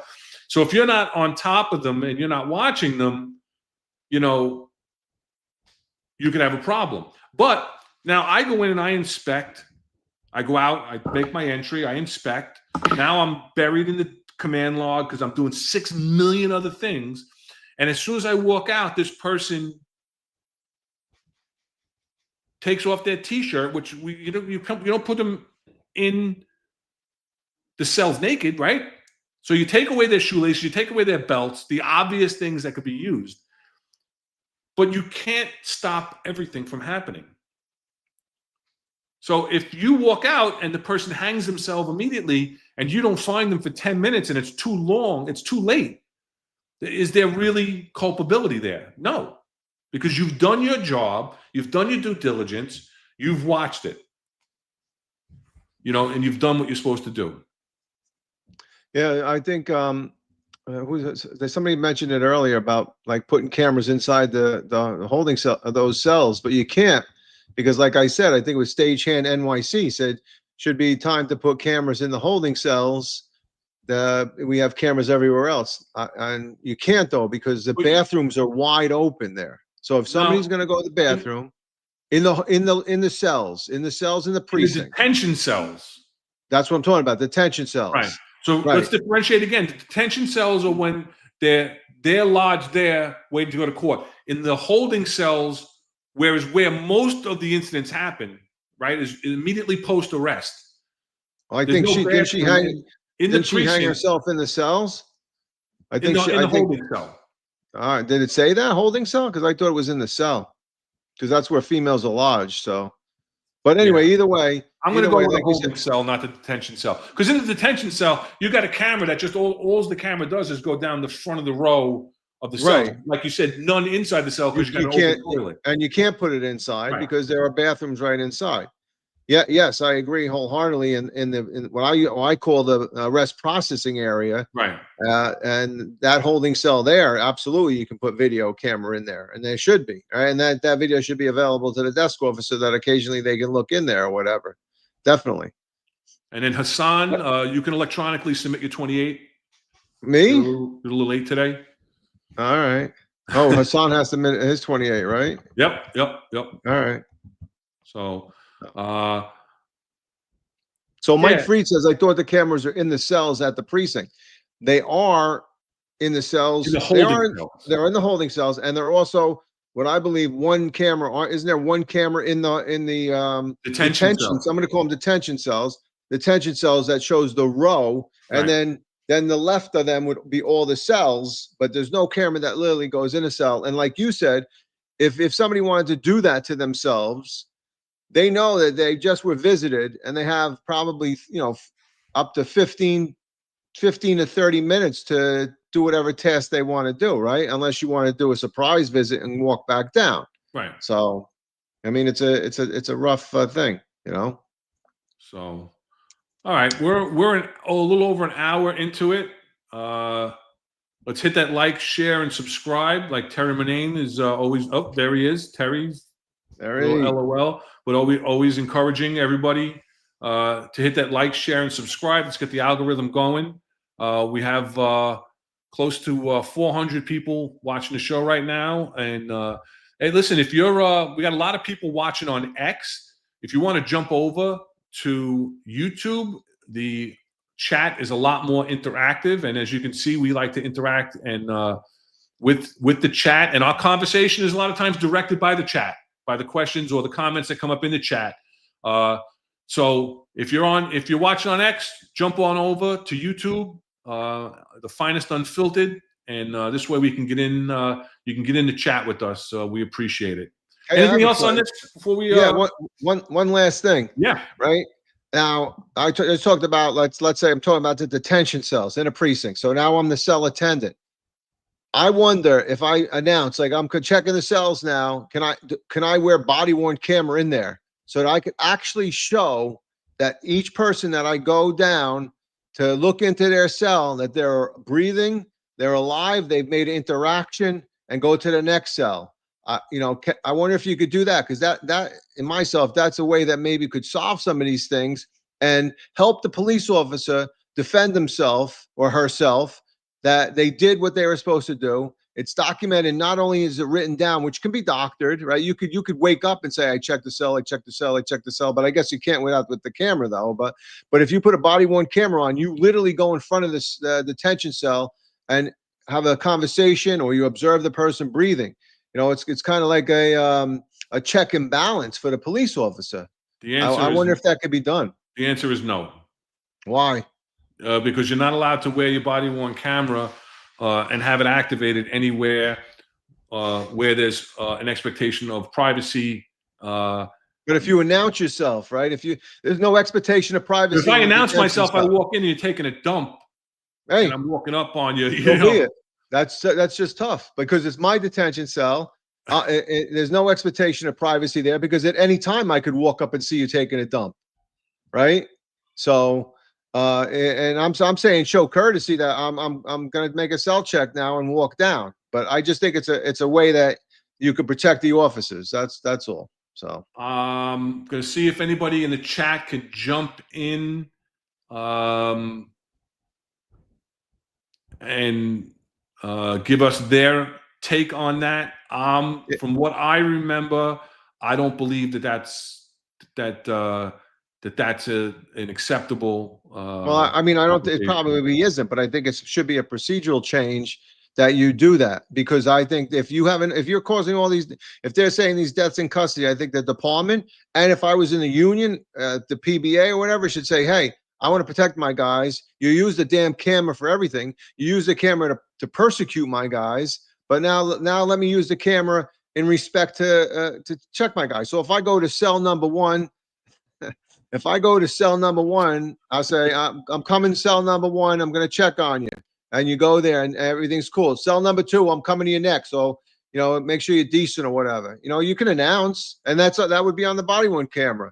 So I just think it's something that, we need to if we're going to accuse officers, we need to be able to help officers. And I know it is a catch-22, and I know some people say it's not good, but I just think that, I think it's something that could be done, and I think it protects the officers. I mean, I understand what you're saying. You know? No, I understand what you're saying, but like Marlon is saying, put the camera somewhere close where it captures you doing the check. And I think the camera that goes down the line shows you going and physically looking into each cell and checking on the prisoner. But like, I understand what you're saying. Then you see the showing you walk down, and even if it shows you looking and it shows you have an interaction, it's not showing the physical appearance of he the could be person. dead. You could be talking to a dead man. Hey, buddy, you awake? Oh, you sleeping? All right. And you keep walking. No, I get it. Then you go like this. Oh, I'm not awake. Okay. So, yeah. Hassan just wants to turn the camera off. That's it. Well, I'm just saying, use it. They use all these tools against you. It's time for that. Let them use the tool to help you, Yeah.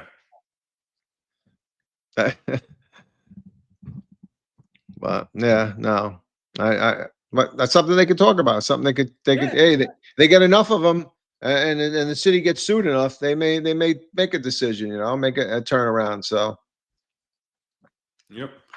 but either way, right, there are responsibility. That's the bottom line. So if somebody has to go to hospital, I know you don't want to take them, but guess what? Take them. You're better off safe than sorry. I know it prolongs the arrest process. And it prolongs, the next day you come back to work and there's the rookie sitting on your same prisoner because they haven't been seen yet. But hey, you got to do what you got to do, and you got to protect yourself, right? So, yeah, no, yeah, and I've had those cases where you come in the next day after processing your collar, and they're like, "Hey, Ron, your prisoner's still here. You're sitting on him." Yeah. All right, let's move on. We're an hour and 15 minutes in. We had a lot to get into today. I think it was a good discussion. We touched a little bit more on arrest processing also, as well as the deaths in custody. And again, I think that, the report itself is misleading when you just talk about a raw number. Yeah, you have to dig absolutely. deeper. You have to look at what the causes are and what type of deaths they are, and where is their actual, where is if there's any fault, where does that fault lie? So another story that comes out in the city this week is that the Commissioner Tisch advances disciplinary case against officers in the Wynn Rodriguez shooting. And so she's ordered the department officials to inform the two officers before the crucial deadline, which is the statute of limitations, that disciplinary charges will proceed against them for their involvement last year in the fatal shooting of 19-year-old Wynn Rosario. The charges stem from a civilian complaint review board vote last week to substantiate 4 counts of misconduct against each officer, Officer Salvatore Alongo and Matthew Cianfranco, including abuse of authority, excessive force for their response to Rosario's mental health crisis on March of 2024. So I guess before we're going to get into it, we're going to show a news clip that shows part of the body-worn camera. Then we're going to show Pio Longo's body-worn camera. And we're going to talk about the CCRB with this case and how the CCRB came to their findings, which is an interesting way that they did it. And we'll give our perspective on it. I think we're going to give a little bit of perspective on the video as well, as far as tactics. So let's take a look before we get into the discussion. Let's take a look at this. Is it channel 2? I'm not sure. Yeah, one's 2 and one's ABC. So maybe I think it's this is CBS. channel. This is channel 2. An article on this. 2 officers involved in last year's deadly shooting of 19-year-old Wynn Rosario could potentially face disciplinary action. But as Christy Kalishian reports, family advocates are calling for the officers to be fired. March 27th, 2024, NYPD body-worn cameras show officers responding to a mental health crisis, 19-year-old Wynn Rosario's last moments. And we're pausing here before he was shot and killed by officers after a struggle with his mom and brother. We have endured more than a year of pain, and officers Alongi and Cianfranco are a danger to New Yorkers. Through an interpreter at police headquarters, Rosario's father, Francis, and mother, Notan Eva Costa, alongside advocates and lawmakers, demanding top penalties for officers Salvatore Alongi and Matthew Cianfranco. Police Commissioner Tisch, you must do the right thing and charge these officers and fire them. The CCRB substantiated disciplinary charges against the officers, and the NYPD confirms they were served to the officers on Thursday. The CCRB cannot disclose what those disciplinary charges are because it's still an open case with their administrative prosecution unit. The NYPD cannot respond to mental health crises. They have no skills and training and ability to do that. Congressman Harvey Epstein is one of the nearly 40 advocates and lawmakers who wrote a letter to the NYPD and mayor Thursday demanding that the officers be disciplined. In a statement, the CCRB said, quote, "We are pleased that the NYPD has served the charges against the 2 accused officers, and we are prepared to present a case as it continues through our standard process for substantiated allegations of serious misconduct." A spokesperson for the mayor saying, quote, "Our deepest condolences go out to the Rosario family. Out of respect for the ongoing process, we will refrain from further comment until it is fully concluded." This family called for help. Every step of the way, the wrong decision was made. The next step now is for the officers to respond if they'll fight the disciplinary charges at an internal affairs trial, which the NYPD will set a date for. At police headquarters, Christy Kalishian, CBS News, New York. So there's a lot to unwrap here, and there's different things, people are talking in the chat already about the different things. The video talks about, should the police even be responding to mental health crises? We've talked about that in the past. Everybody along this whole platform has spoken about, the different ideas of whether the NYPD should be handling EDP jobs.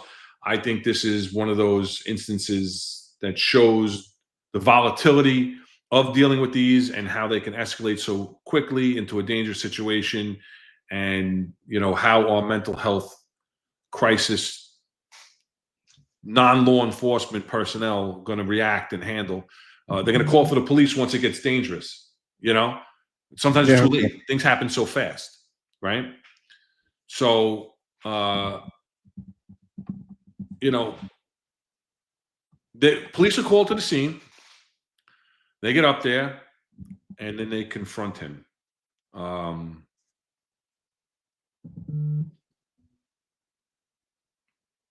What are your thoughts off the bat, or do you want to do the body-worn camera? I just want to speak about EDP jobs, right? So, because you Yeah. think about ESU, right? A majority of the jobs that we handled were the barricaded EDPs.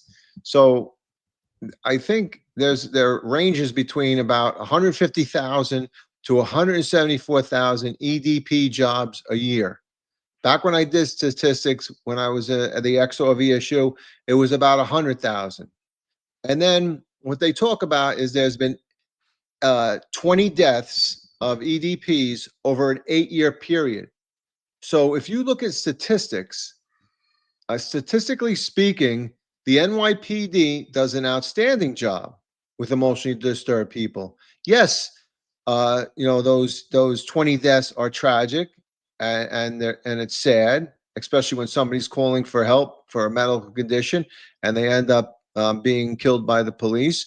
But there's other factors, right, that are, and we'll see that in the video that you're going to show in a little while from the body-worn camera. But I think that they do a very good job, and I am so adamant against having social workers go to the job by themselves and intervene, and then the job turns ugly. Because you know what, that just turned from a barricaded EDP to a barricaded perp with a hostage, and that's sick. I don't know why they keep saying it. Jamani Williams, all of a sudden Jamani Williams is a police expert and's handled EDPs. Come on, always been. Yeah. So I mean, I'm so adamant against that, and I think it's just a stupid idea. It was tried. There has been pilot programs in Staten Island for it, where I've said this before. They were going to send social workers to these jobs, and they wanted the police and ESU to wait around the corner. That's like, well, we're waiting for that social worker to get stabbed or shot. No, that's ridiculous. So I'm totally against it. Do you want to embed some social workers like we do with some of the response teams now? Yeah, there are co-response teams right now that go out. They usually go out after not on 911 calls, but they go out as a follow-up. So, because for a while they fell under Special Operations Division. But you want to do it out with co-response teams? All right, I get that, but just to put these poor social workers, and I don't think they could get the amount of social workers to even hire, right? They don't even want the job. So I'm sorry, I'm totally against it, and that's my view on that. So I think it's asinine. No, I know, and like I said, that's a different avenue and a rabbit hole that we've actually discussed in the past, and that the other guys have all talked about on the platform. I think what we want to talk about here is, look what HFL says. Have the counselors carry their own toe tags on EDP jobs. That's true, right there. But I don't know. Do you want to get into the body-worn camera? Yeah, I mean, because we're talking about the Civilian Complaint Review Board, because all right, well, let's watch the body-worn camera, and then we'll get into the discussion. So this is Police Officer Olongi's body-worn camera, and I'm not gonna play Cianfranco's body-worn camera because I don't want the podcast to get pulled down, because his body-worn camera shows the shots that strike the victim. Even though it's not blood and gore, we could get tagged for excessive violence. You'll see in the video that Pio Olongi does discharge his firearm once. I don't know if the victim was struck. You can't really tell if it was struck, but there's some other tactical issues that we'll discuss briefly, because again, the main focus is on the CCRB and how they came to their conclusion and how the job is now allowing it to move forward. But we'll watch Pio Olongi's body on camera, and then we'll chat again. Yo, yo. Whoa, whoa, whoa.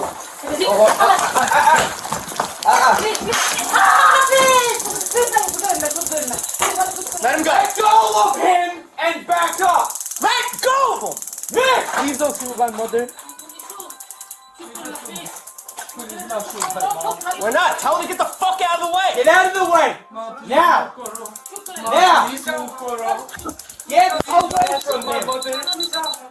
Miss. Please do not shoot my mother. I'm not going to, but please do not. Don't. Sancho, get me another call over here real quick. Miss, get away. Get away. Don't shoot. Get out of the way. Don't shoot.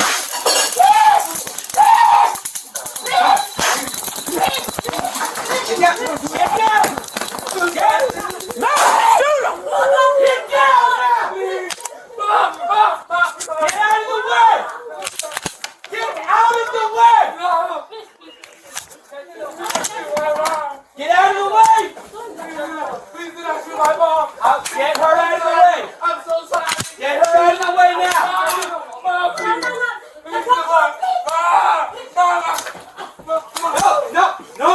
No. Satchel, get me another car. Put it down.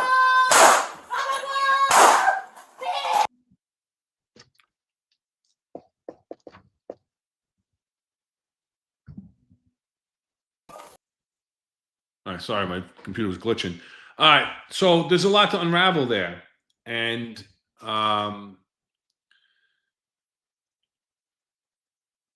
it's a tragic scene. You see how quickly it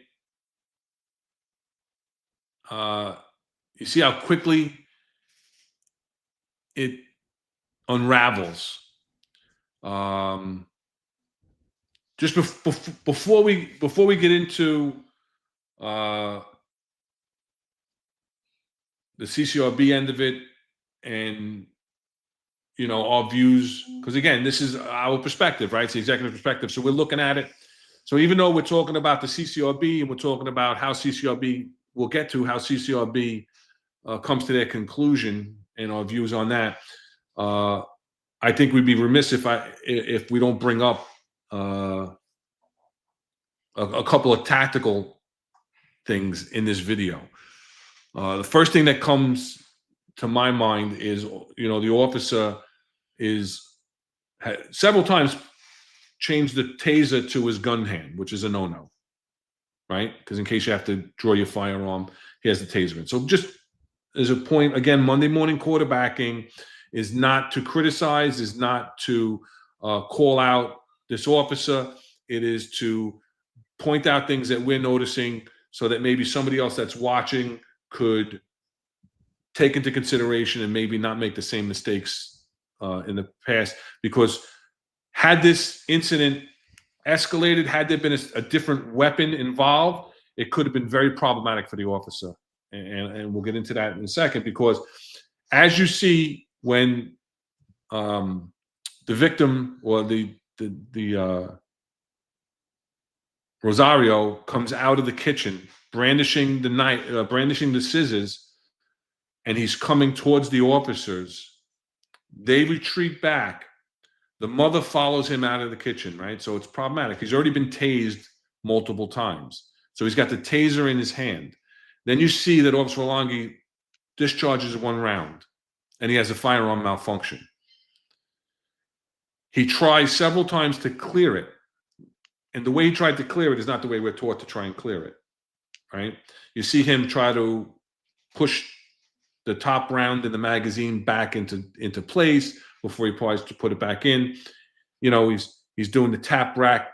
You can't do bang because it's, He's doing this with the firearm while it's pointed towards his partner also in his partner's direction.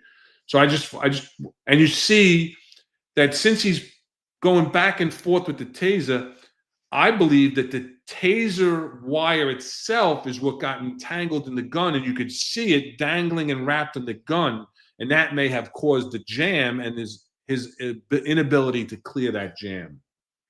What are your views on that? Well, I would like to speak the good things, right? So I'll Yeah. say that they requested backup, which was good. He knew the situation was escalating. A question is, the sergeant's also supposed to respond. So I would hopefully that the patrol supervisor was ready on the way. I agree with you wholeheartedly. I don't know if he had a jam, or to me, it looked like a stovepipe. It may like a major malfunction where he would have to, dump the magazine, clear the rack a few times, and maybe even have to pull out the round if it's actually stuck on the top of the weapon. So I mean, but yeah, you're right. He did have the taser there, and that could be problematic. He could have just dumped the taser at that point, if because the guy has a knife, scissors. So I mean, the taser at that point, in my opinion, is out, right? Because now you're bringing a taser to a knife fight. So and yeah, you want to make sure that you're pointing that down, right? You don't want to be pointing at anybody else. So I agree with you there. I agree with Chronicles of the Collapse. I think the mother was the major problem, and I think that may have changed as we've spoken before, the OODA loop of the officers, because now all of a sudden there's an injection of this mother holding him and not clear. So that became problematic as well. So yeah, there are, and I'll also say that I know you don't want to ever give up ground on a tactical position. You don't want to ever give up ground. So they're already inside, but that individual is in a area where we talk about the high volatility and accessibility to weapons, right? Because there's numerous weapons in the drawers of any kitchen, right? The first thing you did I used to be on a domestic job, take everybody away from the kitchen, bring them in separate rooms or whatever. Actually, any job, you really don't want that person in the kitchen. But so those are the few tactical things. You can also they did retreat a little bit. You could also retreat right out of the door. You could do a tactical retreat, and because it doesn't seem that he's attacking his mother or anybody else in there, because the mother keeps hugging him and holding him. So if you do a tactical retreat, and if you have that the rope and wedge in your car, I don't know if you do, but you can tie that door off and wait for the appropriate response from patrol supervisor and ESU and handle it that way. So, but that's my a bit of scrutiny on that job, from far as a tactical position. Yeah, I think that I think that the officers did a decent job, right? They were confronted with a rapidly moving situation. Yeah. People don't understand. They're like, oh, it's a pair of scissors. Well, that pair of scissors to your jugular or Right. Your carotid artery, and you're going to bleed out. Even if you get hit in the shoulder, you got a scapula artery in your scapula, right? You could bleed out immediately, in seconds from a pair of scissors, right? They talk about the sharp-edged weapons, right? 23 feet, right? Yeah. Even as you saw, he was struck and he didn't stop. So 23 feet, they say that if they're charging you with a knife or a sharp edge within 23 feet, even if you strike them with your firearm, they could still get to you with the forward momentum. So it's a very difficult situation. I don't have a problem with them having their taser out in the beginning of the job. He was tased more than once. And like you said, the first time he was tased, had his mother not intervened, Absolutely, I believe that they could have moved in, because he was incapacitated momentarily, and they could have moved in and placed him in custody, but they couldn't do it safely with the mother there because they could no longer see the threat. Whether he had the scissors still, you don't see her turn around with the scissors, until after, when she puts them down on the chair, then he retrieves them again. The second time that he's tased, he pulls them out himself because now his adrenaline's completely flowing and everything else.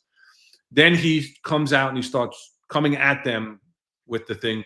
I don't have a problem with them discharging their firearm in this instance. And I don't think they escalated it. They No. did not escalate it. It was escalated by the family member, and that's what happened. I mean, had the family members stayed out and stepped back, they would have been fine. I think the whole job would have went a heck of a lot easier. You know, that the mother, although I understand her protecting her son. She made the call was made. I think there was a male caller in the initial stages of the body worn camera. The officer says who made the call. It was a male caller. Right. So I don't even know if the guy called on. They thought the guy might have even called on himself.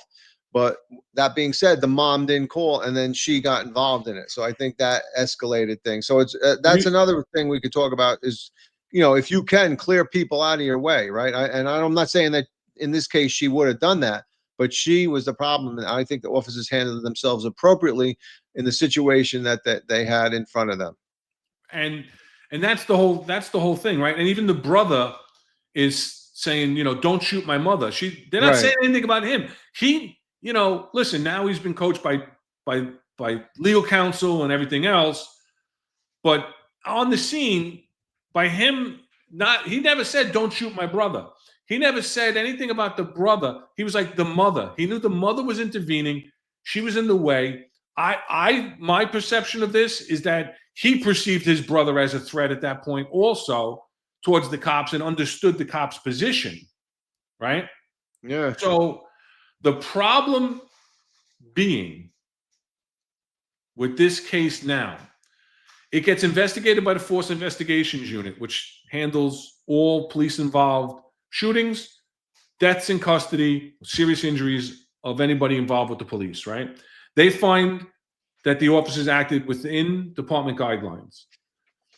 The district attorney's office does not pursue any type of indictment or criminal case.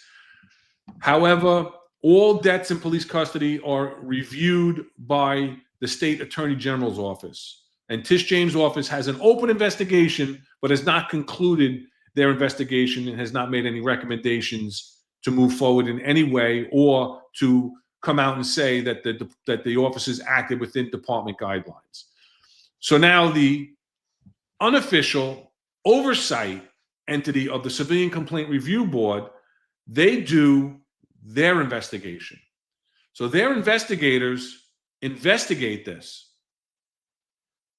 right? And we say all the time how, you know, Eric says it all the time, how the CCRB has been weaponized against the police department, how we have shown that the CCRB has said in open testimony in the city council that they don't look at it from the police officer's viewpoint. They don't look at it from the totality of the circumstances. They look at it from the viewpoint of the civilian. They are the Civilian Complaint Review Board. And so their investigators find substantiated cases quite often. And in about 10%, on average, about 10% of the cases that go in front of the board. So the way CCRB works, for those who aren't that familiar, CCRB conducts investigations on police misconduct, right? On excessive force, right? The fatal force, abuse of authority, discourtesy, abusive language, which I'm sure they got because they cursed. So I'm sure that's one of their charges from CCRB, right? And now they also are allowed to look at bias policing, which is another issue that John and Eric have had extensive conversations about on their The Finest Unfiltered 8 o'clock show. But about 10% of those cases go in front of the board. So the investigators, they conduct their investigation, and then they present their case to the board, right? So CCRB is supposed to consist of 15 members, right? 5 are appointed by the mayor, 5 are appointed by the city council, 3 are designees, not appointees, designees of the police commissioner, and they're the only ones that are allowed to have any kind of police history, right? And law enforcement history are those three designees, but then they're officially appointed by the mayor. So now the mayor has 8 appointees, right? Has 8 appointees, one by the public advocate, and then there's a chairperson who is appointed by the mayor and the city council together.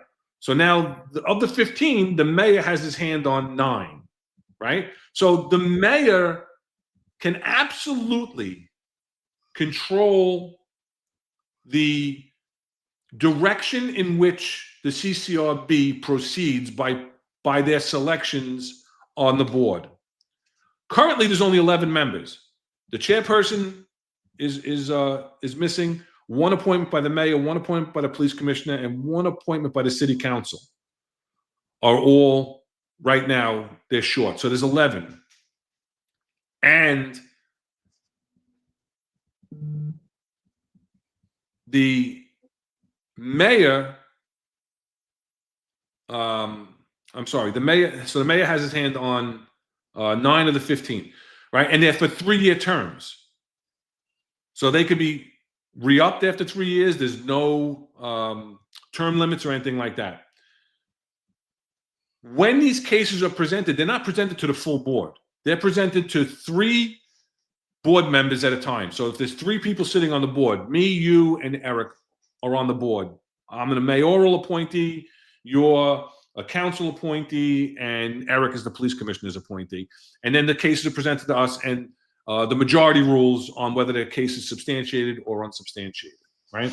So 10% of the cases that are substantiated or found to be not within department guidelines by the investigators are overturned by the board and found to be within guidelines, right? In this instance, though, the investigators who overwhelmingly find the officers not acting within department guidelines and substantiating the allegations against them, the investigators, the CCRB investigators, found that the officers acted within department guidelines. So you have the police department found them acting within department guidelines. The district attorney's office did not move forward with anything because they didn't find anything egregious. And they have access to the body-worn camera and everything else. And the state attorney general has not weighed in either way. But the CCRB board, and I don't know the board members because that's not public, overturned their own investigators. And you can see a statement by the PBA, right? They're defending the officer's action responding to the Rosario's home, saying they were faced a challenging situation where decisions need to be made quickly.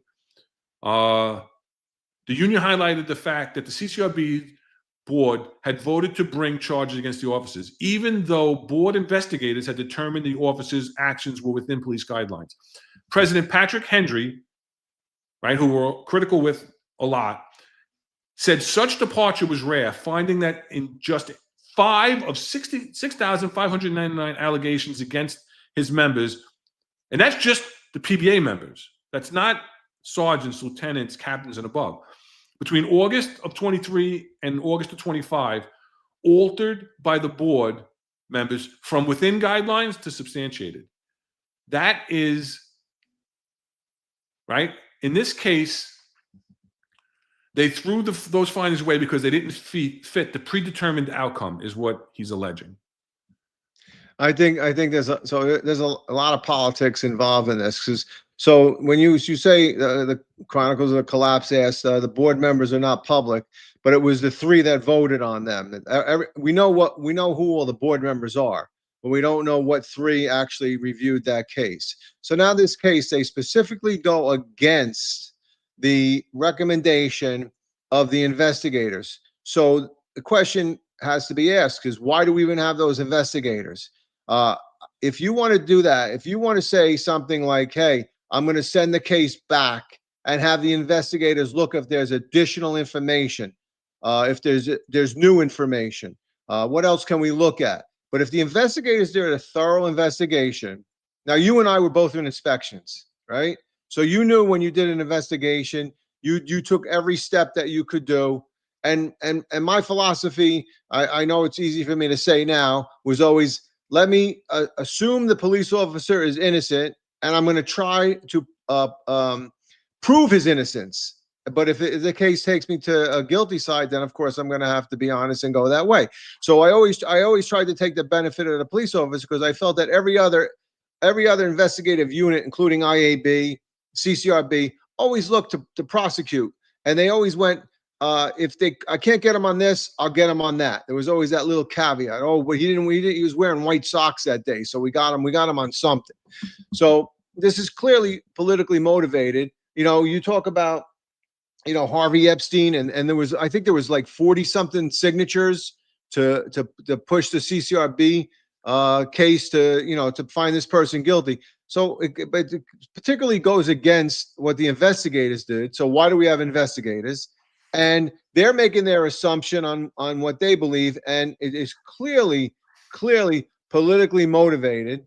Okay, Adams wants this. It also has things to do within the police department, right? Because in the past administration under Eddie Caban, they would hold body-worn camera for almost close to the 18 months, so that then they'd release it to CCRB, and CCRB wouldn't have enough time to review it, and then the case, because of the 18-month rule, that would have to be dismissed, because they wouldn't be able to prosecute the police officers in the administrative trial.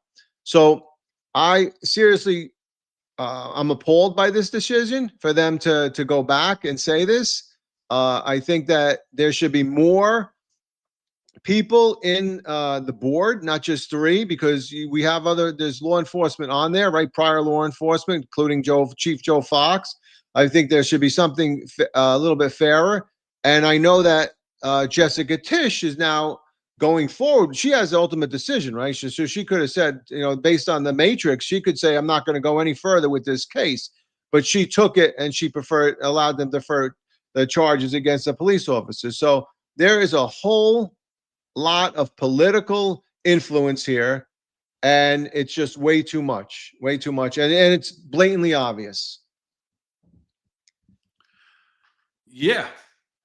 I mean, and like you said, early this year, Commissioner Tisch had said that she's going to step away from that practice and she's going to release the body-worn camera sooner. But she also said that she's going to move away from, not prosecuting cases that are turned over to the police department within 60 days of the statute of limitation, which is problematic, because there is no way for the police department to conduct a proper investigation into the allegations in 60 days, because they can't conduct an investigation if there's an open legal investigation. That's number one. But that extends the that extends it, right? That extends 18 months, yeah. Right. But if the police department looked into it and they didn't find anything really, right? Now you drop a case 2 weeks before, and then expect how is the Department Advocate's Office supposed to conduct their investigation and determine whether they're going to pursue the charges and specifications? But again, the CCRB are the ones that are bringing the charges and specifications, not the job. So, but Tisch has the right and the authority to circumvent that and override that and say, we're not going to move forward with that. But they usually do that after they conduct their own internal investigation on these cases. And there's not enough time. So now you're dropping charges on these officers. You're putting their careers in complete limbo. You're blasting them out in the paper like they did something wrong, because you can't conduct an investigation fast enough to make an informed decision. Now, with this case, I think, I also think the family dropped the lawsuit too, right off. So, I mean, what is it? So it's like Marlon says, he says, how much of that is Eric Adams trying to appeal to the progressives right before the November election? Absolutely. That's probably 100% of it, right? and how much is it for, Jessica Tisch to maybe maintain her job? So there's a lot of politics, and the problem is as we've seen in the past, they're putting two officers who did their job and did it the best of their ability under the extreme circumstances that they had to deal with, and did it as best as they could, and now they're being targeted, and they're being made out to be the scapegoat. So I agree, but the police department did look into this, and that's part of the troubling thing is that the force investigation looked into it and found that they acted within department guidelines, right? They didn't bring charges. And you and I both have investigated police-involved shootings in the past. And we know that we have to not only investigate the totality of the circumstances, we didn't have body-worn camera to review back then. It was basically just statements from witnesses, statements from the police. Now you have the body-worn camera, which is pretty much cut and dry, right? And they looked at it and they found they acted within department guidelines. And again, they have to also account for each shot fired and the justification for each shot. So the Force Investigation Division found that they were justified in their actions. And so the CCRB investigator finds the same thing. And yet whoever the three-person board was overturned that. Right. But let's look and see what did the job have to say at the press conference when it first happened. Now we're usually very critical of certain things that the upper echelon of the police department do and say, but I think here they did the right thing. They came out and they articulated what happened after, because people don't know, whenever there's a police involved shooting. And before the upper echelon, whether it's Chief Shell, whether it's going to be Kaz Daughtry, or it's going to be Commissioner Tisch, or the Chief Patrol, or Borough Commander, whoever is they're looking at the body-worn camera with Force Investigation, because they can download the body-worn cameras right in their cars, and they have vans with the equipment. So they've reviewed the body-worn cameras before they made any of these statements. And this is what they had to say from the jump. Well, now to the latest on a police-involved shooting in Queens. Officers shooting and killing a 19-year-old this afternoon after police say he charged at officers with a pair of scissors. Fox 5's Jessica Formoso has the latest from Ozone Park. A 19-year-old man was fatally shot by NYPD officers Wednesday afternoon inside his home on 103rd Street off 101st Avenue in Ozone Park, Queens. And the situation becomes quite hectic, chaotic, and dangerous right away. Police say it all started when Win Rosario called 911 on himself, saying that he was experiencing a mental crisis. The officers got here within 2 minutes to render aid and get this person help and attend to a fast-moving, dangerous situation in a very tight quarters in a living room kitchen combination. As the officers tried to take him into custody, police say the team pulled out a pair of scissors and came at them. The officers deployed their tasers, subduing the young man, but that's when authorities say his mother intervened. But a mother, being a mother, came to the aid of her son to help him, and by doing so, she accidentally knocked the tasers out of his body. At that moment, investigators say Rosario picked up the scissors once again and charged at the officers. They had no choice but to defend themselves, discharging their firearms. Kenneth Clark was inside his car across the street from the home. He says he saw police show up, go upstairs, heard an argument, and then gunshots. And then the next thing you heard a shot. And it probably wasn't even a minute later, you heard about 3 or 4 more shots. Rosario was rushed to Jamaica Hospital where he was pronounced dead. Meanwhile, Communities United for Police Reform responding to the teen's death, demanding the NYPD be removed from mental health responses. This is a tragic incident for the young man, his family, and our cops are also human beings. They come here to help, to get this person help, and they never want to use any kind of force in these situations.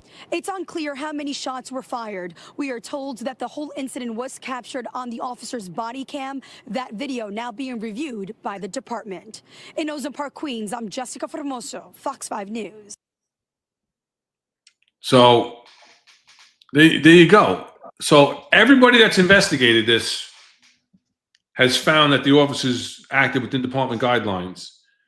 And even the CCRB investigators found it. And that's what's the troubling part, is they want to back up and tout how professional and non-biased their investigators are when we and the public complain that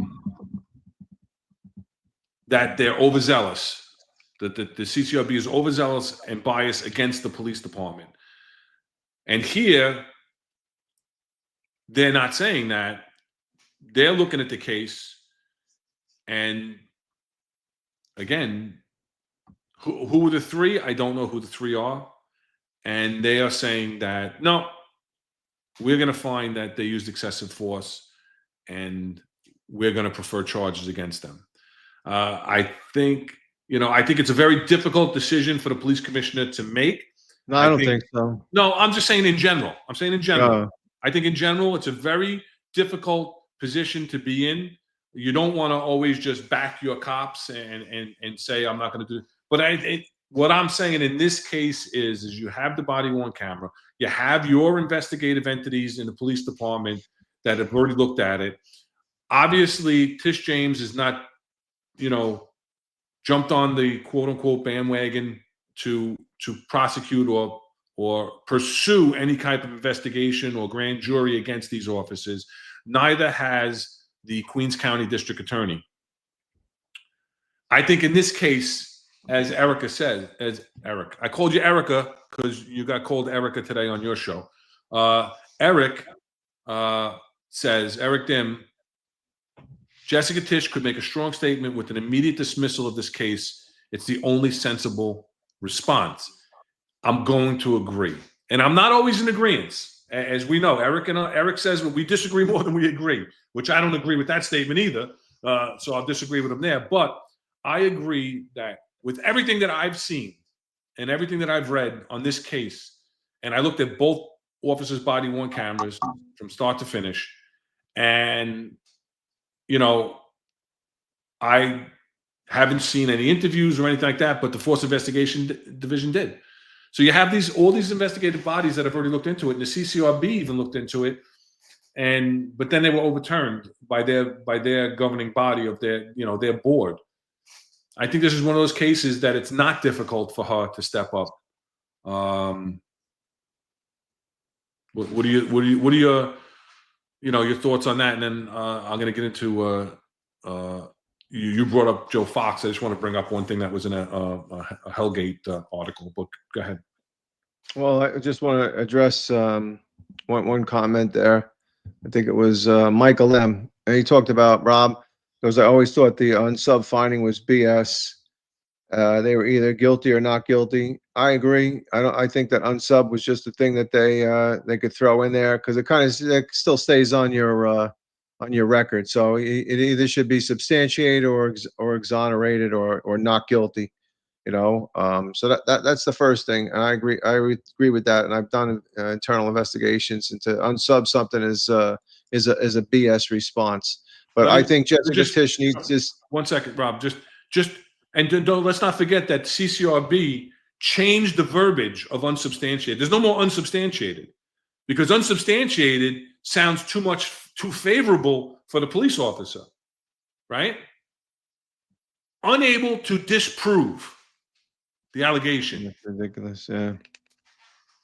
That's ridiculous. Yeah. No, I got you. That's important because it's ridiculous. It's another statement that shows that the person's guilty, but I can't prove their innocence and I can't prove they're not. So that's BS. And I think like HFL just said, Tish is definitely thinking beyond PC. She could be looking for her mayorhood or whatever. But this is something that she should have stood tall for her cops.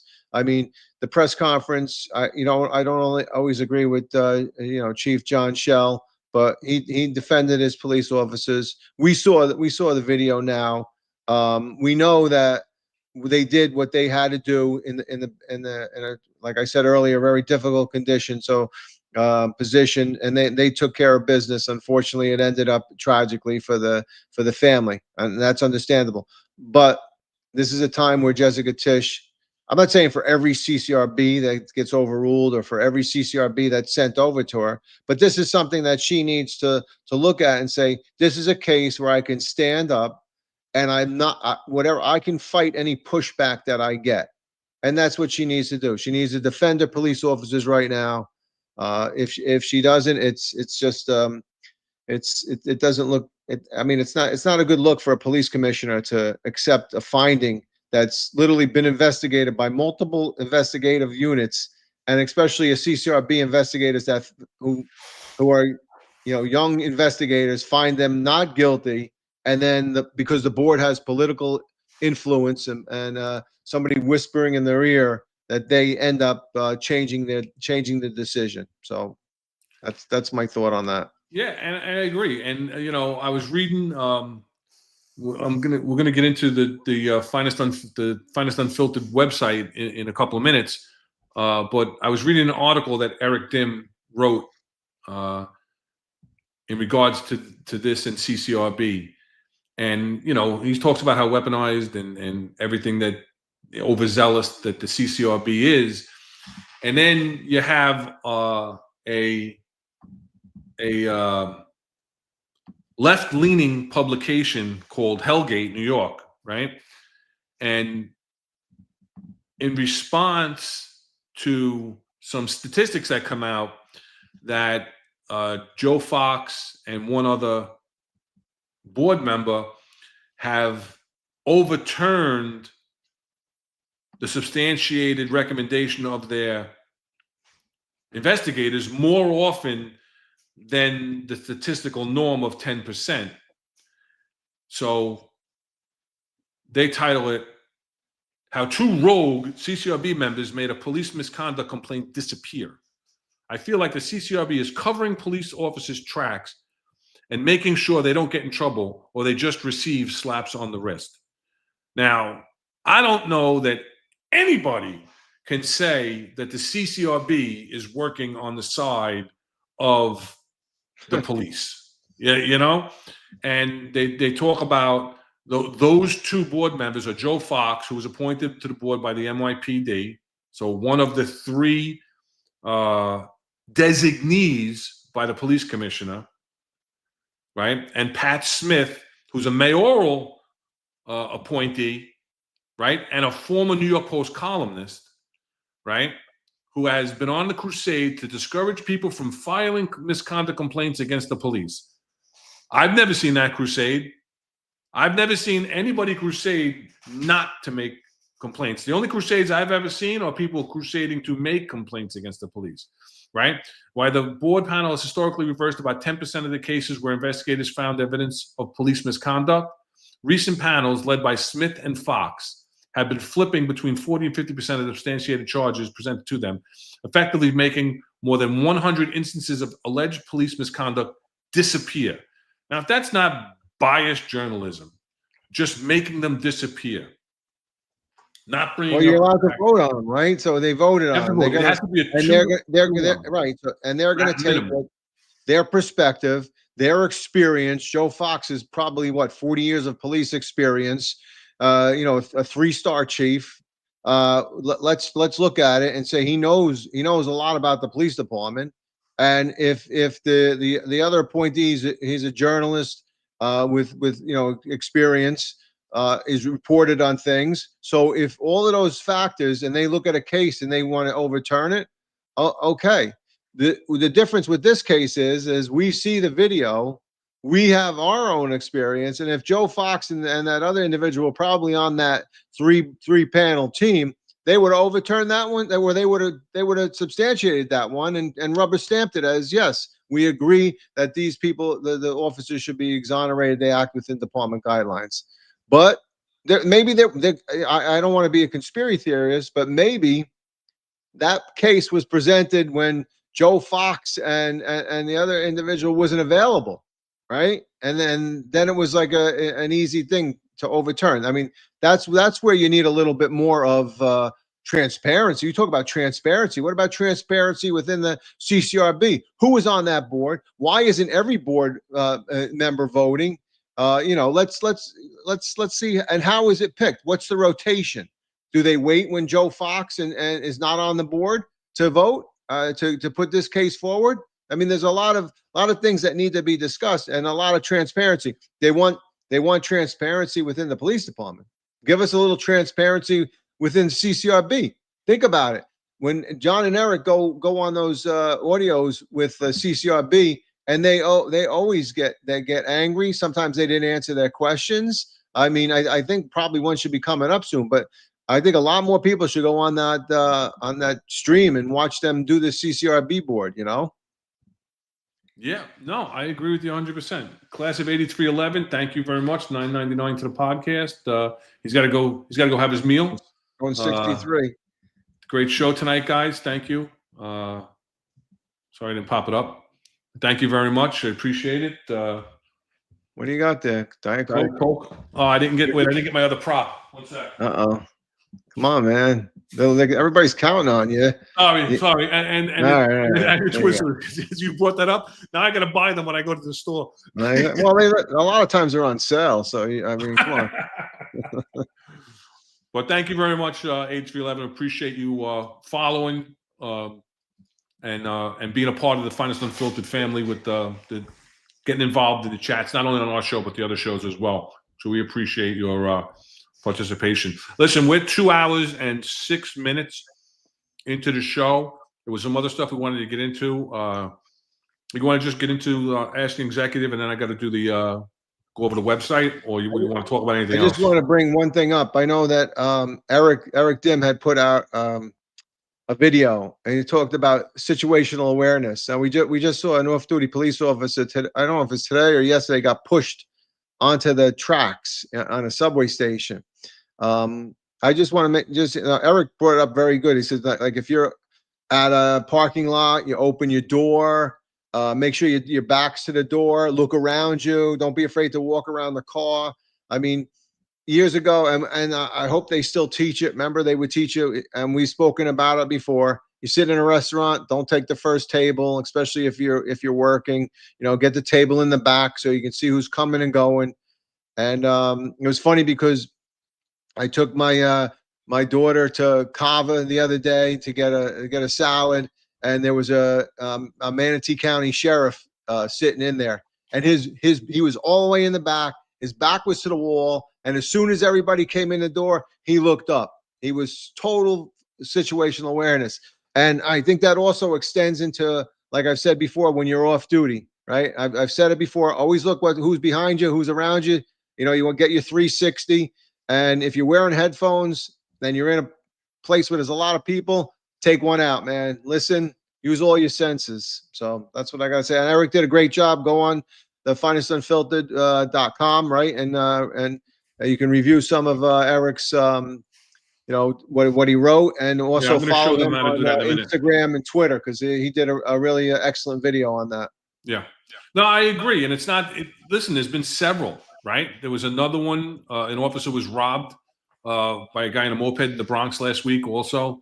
And then you can go back to the beginning of the summer when the housing officer was brutally beaten while leaving an all-out detail. You had the shooting of the federal ICE agent in the Bronx. So,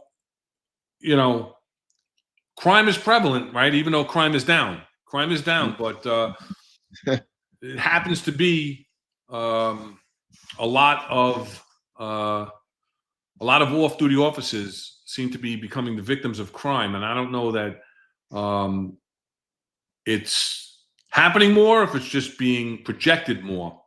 Because I've handled several off-duty instances where officers were victims of crimes, but it just seems to be more prevalent nowadays. So yeah, situational awareness is huge. We're going to get into just like what HFL says, right? And it's so true. It's 100% true. 10 years off the job, and the wife says, "I still act and look like a cop." Yeah, so true, right? It's engraved in you. Oh, and that, absolutely. Absolutely. The way, I'm the same way. I always have to sit at a certain position, and like you talked about that sheriff's deputy. I'll never have my kids are like that. My kids know to sit that way, to keep their situational awareness. Just because that's just the way I taught them, just for their own safety and their own personal protection. So yeah, it's very important. You want to go into ask an executive? We can. I didn't see any questions in the chat. I wasn't Yeah. able. I didn't see anything come Just, up. So HFL is asking if I succeeded Mike at the Bronx Queens Borough. I took over Bronx Queens in 2018. So yes. So let's move on to ask an executive before we close out the show. And after Ask the Executive, I'm just going to go over the new website that the Finest Unfiltered has. Ask an Executive, where you can ask Rob and Rod questions from the chat. And that's any questions, could be on topic, could be off topic. Feel free to ask us. You know, you can also send questions in if off the air and something comes up or you don't want to ask us on the air to the executive perspective at gmail.com, or you can DM us at exec perspective on X. And you can send us your questions and we'll bring them up on the show. We will keep your identity anonymous. If you've seen in the past, we block that out. So just anybody has any questions, like Rob said, normally we jot down a few questions to get started during the show, but I think everything that came up in the chat today was addressed. So anybody have anything? All right. If you have anything, just throw it in the chat. I'll move on and go and just give a quick overview of yeah, you got to make sure. Listen, everybody, really listen. This is some good information that's coming out from the Finest Unfiltered. You know, newsletters every week, good articles. So, Ron, you want to go more into it? But I read quite a few in what was listed already, and they're excellent. Excellent. Articles written and references. I mean, everything's there, so it's really good. Yeah, so if you want, just as it's running across the bottom, it's www.thefinestunfiltered.com. And this is what the homepage looks like. So you come onto the homepage and you could, it's got all of our contact information, right? It gives you information on the different shows, right? New York's Finest Retired and Unfiltered, Sal Greco Show, our show, The Executive Perspective, 10-4 Tavern. The Mission, right? It's a broadcast network of shows hosted by retired cops that examine the NYPD, New York City politics, and relevant topics through a critical lens. Politicians, journalists, lawyers, and leading industry experts join the conversation to offer opinions, perspectives, and timely analysis in real time. Our audience can interact with our hosts and guests by being integrated into the discussion. And then there's a bio of all of us.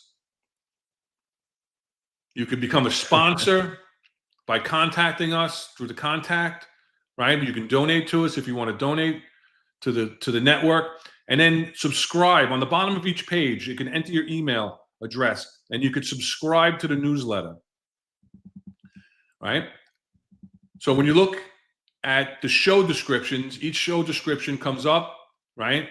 You get a cheesy picture of us up there, and it gives you a description of each show. Right? There's the Finest Unfiltered, New York Retired Finest Unfiltered, the 10-4 Tavern with Pete Faselli and Tommy Joyce, the Sal Greco Show is there, and there's our friend, the producer. He has the producer's take, Jack Stern. So he does the producer's take at the end of the show, Sal Greco, so he's a contribute. And then, like I said, you can click on the bios. Hey, who's that handsome guy? That's a handsome guy there. The bios of all the hosts. There's a short bio for each host, right? Hey, Sleepy Joe says that I won the spot on race today, just so you know. Yeah, you got a last minute. Eric threw you a last one when you were kissing his ass about his article. Oh, my God. There's John's. And there's Marlon Bethel, who's part of the Finest Unfiltered, does a lot of the production behind the scene. He's always in the chat. Appreciate it. Up there he is right there. He's got a question that we'll get to in a minute. And then here, when you click on the top on the news link, this is what you're going to come to. So these are the articles and the newsletters that we're talking about. right? Some articles that went out today: soft cops, hard streets, right? CCRB. This is the article we're talking about with Eric that Eric did, and here's the newsletters and what the newsletter looks like. Right, this is issue number 1. It's all about current things that are in the news that are related to the NYPD and New York City politics. And what we do differently here on this network is we don't try to steal somebody else's thunder, and we don't try to steal somebody else's story. We're going to give you a headline. We're going to give you a synopsis of what the article is about, and then the link to the actual article. As you see here, it's a link to the actual article and credit to who wrote the article. And you can see numerous letters, numerous articles for the week. Again, these come out on Monday, so these are the week articles for the previous week that we feel was most relevant to our network.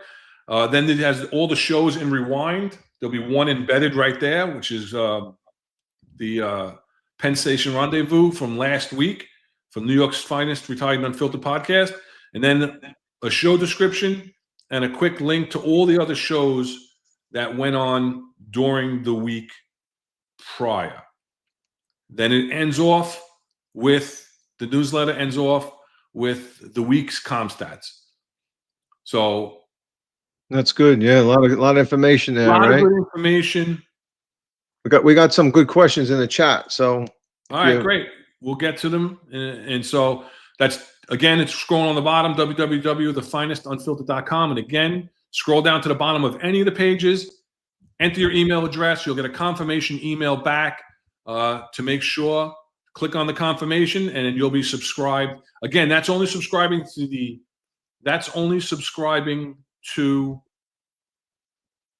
the newsletter. That's not subscribing to any particular show.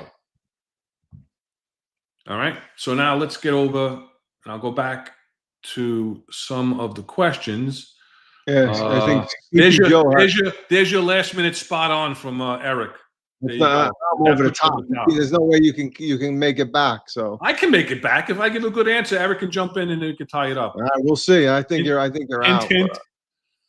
All right. Yeah, there you go. Sleepy Joe asking you, did the issue or SOD have any kind of stat meetings? So it's funny you say that.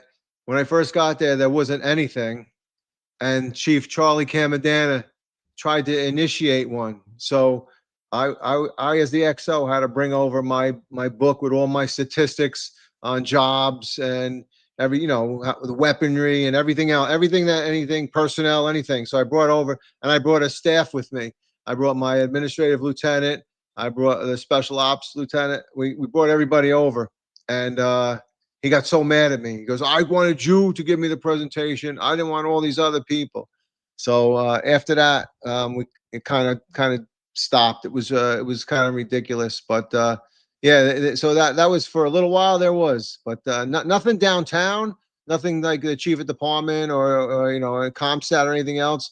We did when SRG became part of when it consolidated under SOD, the SRG commander for the borough would still go down. I think probably, Ron, you probably did that when you were the task force member, right? When you were in charge of task force, you would go when the borough was up.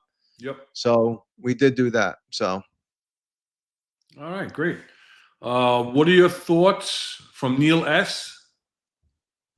What are your thoughts on the NYPD encrypting their radio frequencies? I think we've talked about this in the past. My opinion on it is I don't find a real problem with it. I like the transparency, but I don't think that it should be completely encrypted. I think for tactical reasons, there should be a delay. I don't have a problem with there being a delay, but not necessarily full encryption where nobody has any access to listening to what's going on. What are your thoughts? Yeah, I kind of agree. I don't know if it necessarily means the whole department needs to be encrypted. I do agree that, some of our tactical channels, TAC G was one of the TAC channels that we, and TAC H were two tactical channels that we requested be encrypted because other units outside of us were able to get that information. including the fire department. That's where they would beat us to pin jobs because they would hear us talking over TAC G. But yeah, I think there is a call for it. I mean, obviously when you're doing covert operations and stuff, but as far as transparency, I don't see the real reason why you want that. I mean, I understand, perpetrators can get scanners and listen to jobs and, do things like, send you on a BS 1013 across the precinct and then commit a robbery on that side. So, I mean, there's both advantages and disadvantages to it. So, and I think with transparency, you probably want to be able to give some, people accessibility to it. So what's the next one we got there? Marlon B asked a question. I got housing for life first. How did you act when somebody was parked in your spot at the command? I parked in another spot. If there was no other spots, I'd block the person in, leave my keys at the desk, and then let them figure it out. I remember I was the XO in the 2-3, and somebody parked in the CO spot, and the CO said, "Give that guy a CD." I was like, "Why do I got to give him a CD? It's your spot." So yeah, spot's a spot, man. I park wherever I can. That didn't matter to me at all. And in Marlon's question, do you believe officers should have access to something like beanbag rounds or other less lethal rounds in a shotgun for scenarios like this? That's all you, big guy. Yeah, so there's two type of weaponry that we have, the Arwin and there's a Sage. One's a 30 millimeter, the other one's a 40 millimeter. It can shoot like a rubber round. It can shoot wood dowels if you want to shoot out a window. So ESU has access to that. Should patrol have it? I don't see why one car shouldn't have it. There is things with it. It is a less than lethal round, so you have to make sure that shot placement is in the triangle, which goes across the chest and down. You don't want to hit anywhere in the head or in the groin area or anything else. So it does require some training, but I wouldn't have any objection to maybe one sector car having access to it in the precinct. It would make sense. You could even give it to the supervisor, just like you give. We used to give remember when you were a supervisor, as a patrol supervisor, you were the only one that had the taser years ago. So I wouldn't have any objection to that. So, good question, Marlon. Good question. More tools in the toolbox. And Jack is saying that your hat fits better than my hat. Wow. That might be true. I don't know. I'm gonna say no. Well, I'm gonna say 1 second. Give me a second.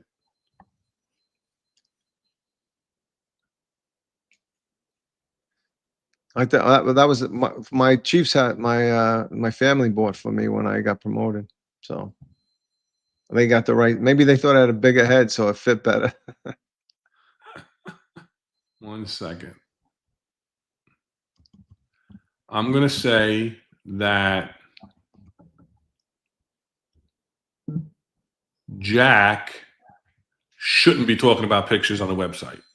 No, Let's just leave it at that. All right. Gotcha.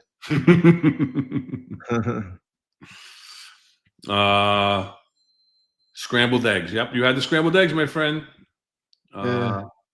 Okay, Delray 53. What did you think about the executive cycle at the outdoor range? Was it fair?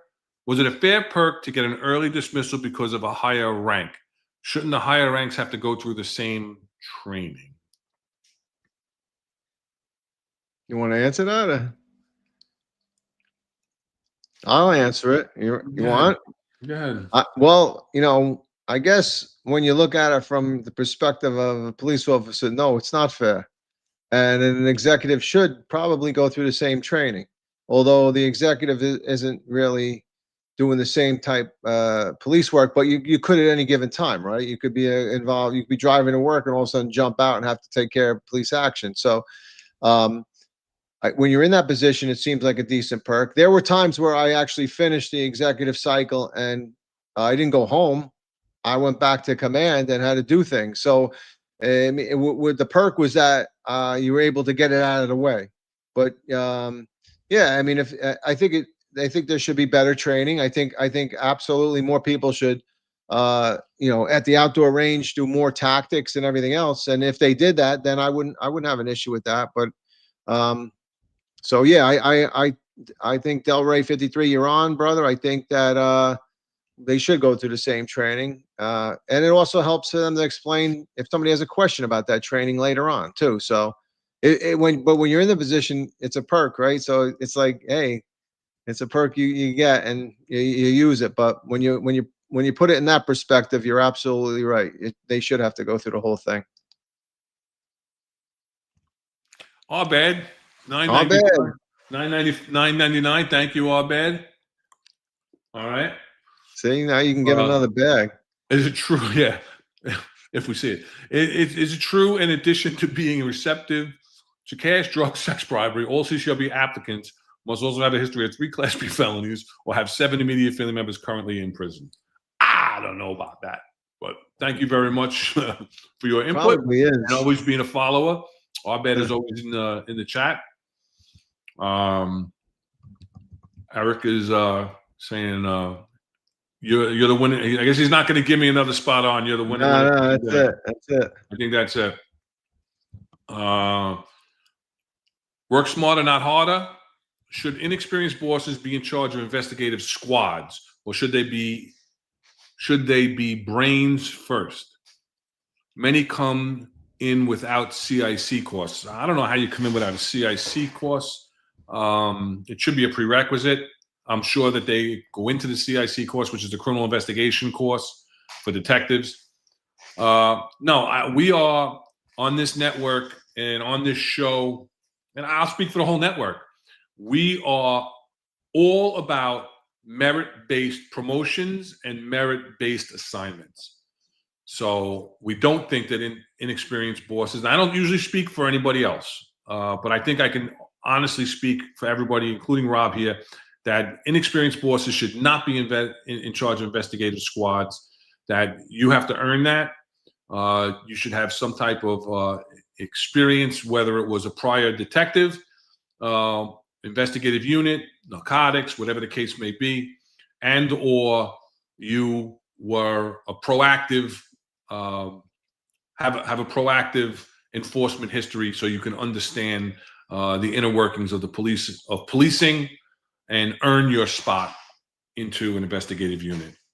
And I'll go back to if there was a hook or something that put you in that spot, I think that you should definitely, get the CIC course immediately. But like I've said in the past, be humble when you get into that position, listen, learn, and then supervise. Because if you do it any other way, you're gonna turn real ugly fast. So if you don't know the job, learn the job, and that's what happens. So you gotta be able to be humble and be thankful that you're in that position. And we've seen that before in other people that get a high ranking position aren't very humble. So just remember, true. You gotta be humble first, and then you can do your job. Eric has a question there. I'm not answering Eric's questions. Why? He says if you both could go back, what is the one job? Spot on. Oh, because you lost. Come on, man. What is the one job you would have wanted? You know what? Truthfully, I would have liked to have been a detective. I always, I became a cop for 7 years, SNU, anti-crime, for a little while, CPOP. That was a little stink. But then I was ready to go to become narcotics. I had done an interview and I was ready to be picked up, and then I ended up getting promoted. So I would have loved to have been a detective. And then as a boss, the best job for me, the best position in this job was captain in ESU. I cannot say enough about that. That was the greatest job in the world. Still is. So actually, a lieutenant in ESU is better, but because they get the cash overtime. But, yeah. I'll be honest with you. I loved my career. I loved almost every assignment that I had. I gave everything I had to each assignment. I think I did a lot. What could I have done? I think we've talked about it. I was offered ESU as a captain and didn't take it. I was a younger captain and just, I know you explained how you went through the training once you got there and everything else. My personal thing when I first got offered it, I should have taken it probably, but I love the work that the E-men do and E-women, I guess, but I don't think they get offended by being called an E-man, but I didn't take that position as a captain because I felt that, I was naive because I felt, how could I go and lead these people that have gone through 9 months of training and I'm going to go on a job and be on a job and tell them what to do? Naive, because even as an inspector, I didn't tell them what to do on the job. They told me. They had the training, they had the knowledge. I acquiesced to them and their experience and their training. So maybe going into ESU, it's something all right, I'll go back before, even as an executive. I would have liked to have gone into ESU because that was my initial desire when I came on the job. As you know, I came on after doing EMS prior to the job and teaching the EMT course prior to the job. My vision of coming onto this job was to go into ESU. But the timing of the promotional exams was such that when I had 3 years on the job, the sergeant test became available to me, and I got promoted with 5 years on to sergeant. So I wound up taking that promotional route instead of going to the ESU. So I'll go with that. And I can just say, with going into ESU, you'll never meet a better group of men and women that are so willing to help you learn the job. Yeah. So that's the key right there. They love to tell you what they do and why they do it and explain it wholeheartedly. More pressure being a patrol cop or being an upper echelon boss. Completely and totally different pressure. Oh, we're tied. Tied, yeah, I know. All right. Complete HFL, housing for life, baby. Complete and total different pressure. I think there's more pressure being a boss because if you take it seriously, because of your span of responsibility is greater, and that you are now responsible not just for yourself and for your partner and for your actions, you're responsible for all the actions of everyone that falls underneath you. And I'll say that similarly, the patrol cop has a lot of pressure on them. The difference with me, with the upper echelons bosses, was that the pressure didn't end when I signed out, because I would get calls at home. I would have to respond from home. I could be at a barbecue and a barricaded EDP would come in and with weapons or whatever, and I'd have to respond in. So I'd wake up in the middle of the night at 3 o'clock in the morning and have to drive in. So that's where the different pressure was. You kind of were a slave, I think, at that point to the job. It wasn't like I signed out and I'm done. Yeah, good point. Good point. All right, we'll do a couple more. Okay. Delray 53 once again. As commanding officers of a precinct, what was talked about the most at your supervisors' meetings? I've talked about this in the past. I didn't have bi-weekly payday meetings like a lot of COs do. I think that's just a bunch of fluff, because I had meetings when I had something to talk about. If something needed to be talked about before the CO's meeting, I made sure I got the word out to the platoon commanders to get to their personnel. What's the most that's talked about at your supervisors' meetings? It's topical and it changes. It's whatever's going on in the command, whatever's going on administratively in the job that might be important, but mostly talking about how to take care of one another and look out for your people and make sure everybody's doing their job. And I have people here that have worked for me at different ranks, And on my minutes that I used to give out at the CO's meeting, I had an expression at the bottom. It's something I took away. You take away bits and pieces from people that you've worked with and worked for. And for Chief Pizzuti, one of the things I took away was an expression that you used to say. And I actually put it in the footer of my CO's minutes. And it said, never compromise your integrity for the sake of activity. And I meant that. You never heard me talking about numbers and pushing numbers down anybody's throat in a open meeting, on a one-on-one meeting, or anywhere else. Everything that I ask people to do, I ask people to do to create a positive change, whether it's in the community, whether it's a crime condition or a quality of life condition. So those are the things that we talked about.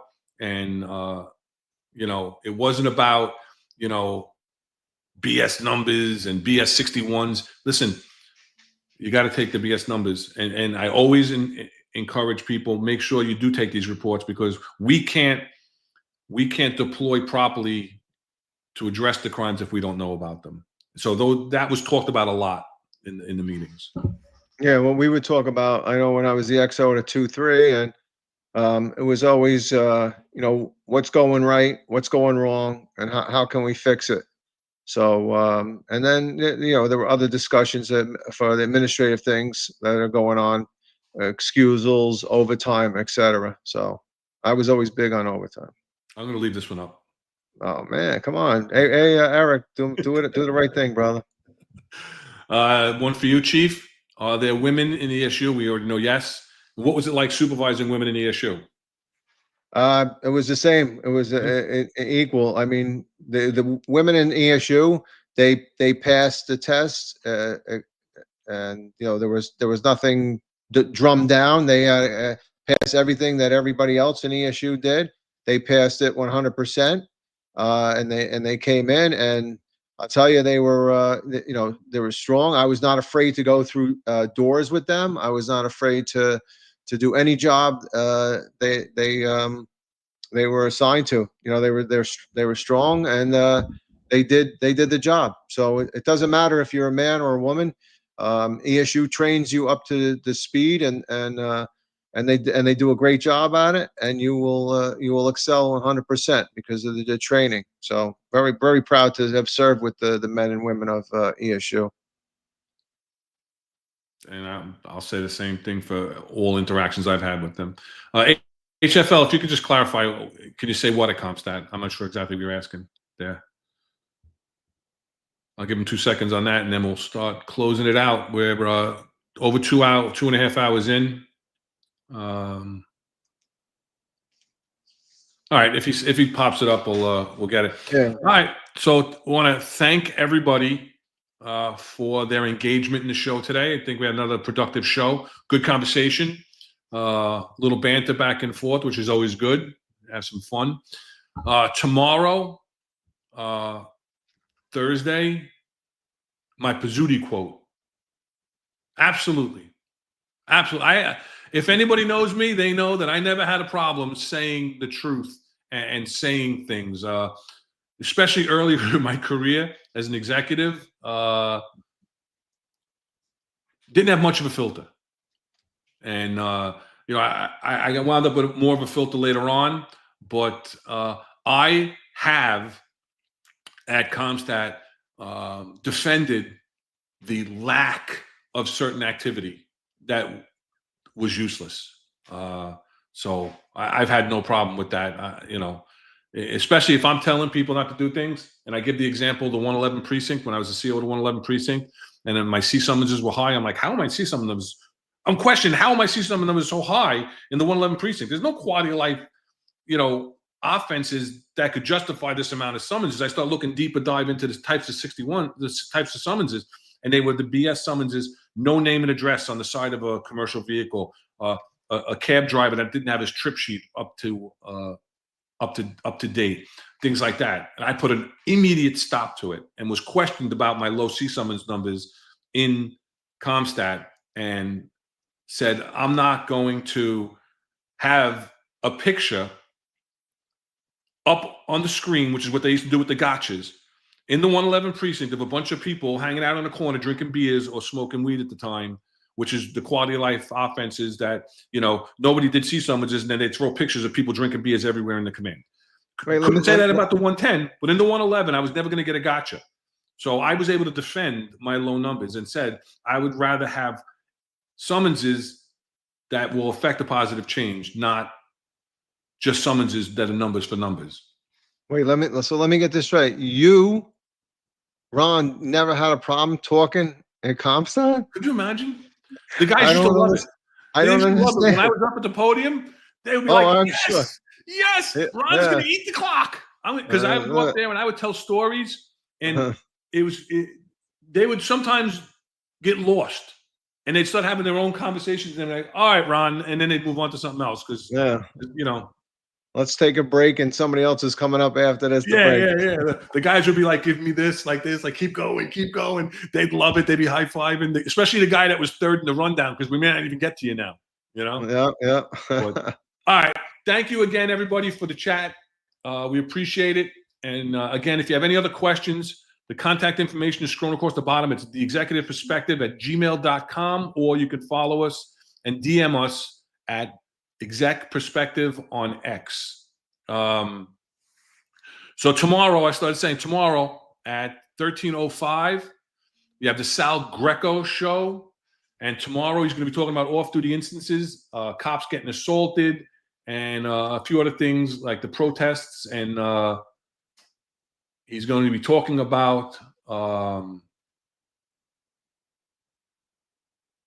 other things that are topical. You never know which direction they're going to go in their conversation. So Sal will be talking about that tomorrow at 13:05, 1:05 p.m. And then on Friday morning, you have Eric and John with New York's Finest Retired and Unfiltered podcast with Marlon, and they'll have the Friday roundtable. They'll be doing a recap of the week's news and everything that's going on. And then they'll be back again for their regular show, 8:05 on Monday morning. And then Tuesday, Sal will be back on Tuesday. And Tuesday, he's going to have Marlon Bethel back on the show. Scheduled right now. So if other things happen in news that might pop up, it might get preempted, but they're going to be talking about the Frankie Palagucci case again and updating some things on that. He'll talk about it tomorrow on his show. And then you have Tuesday night, the 10-4 Tavern with Tom Joyce and Pete Faselli. Another great show. I keep encouraging people, make sure to go back, watch the recorded episode. These are two consummate professionals that bring professional leaders from around the country, from other law enforcement agencies and our federal partners, talking about real crime stories, things that you've heard about, in the past. Now you're going to hear it from firsthand knowledge from those investigators and supervisors and leaders that were actually in it. And then, of course, next Wednesday, we'll be back at 5:05 p.m. with the next episode of the Executive Perspective. So until then, Rob, any final thoughts before we say goodnight to everybody?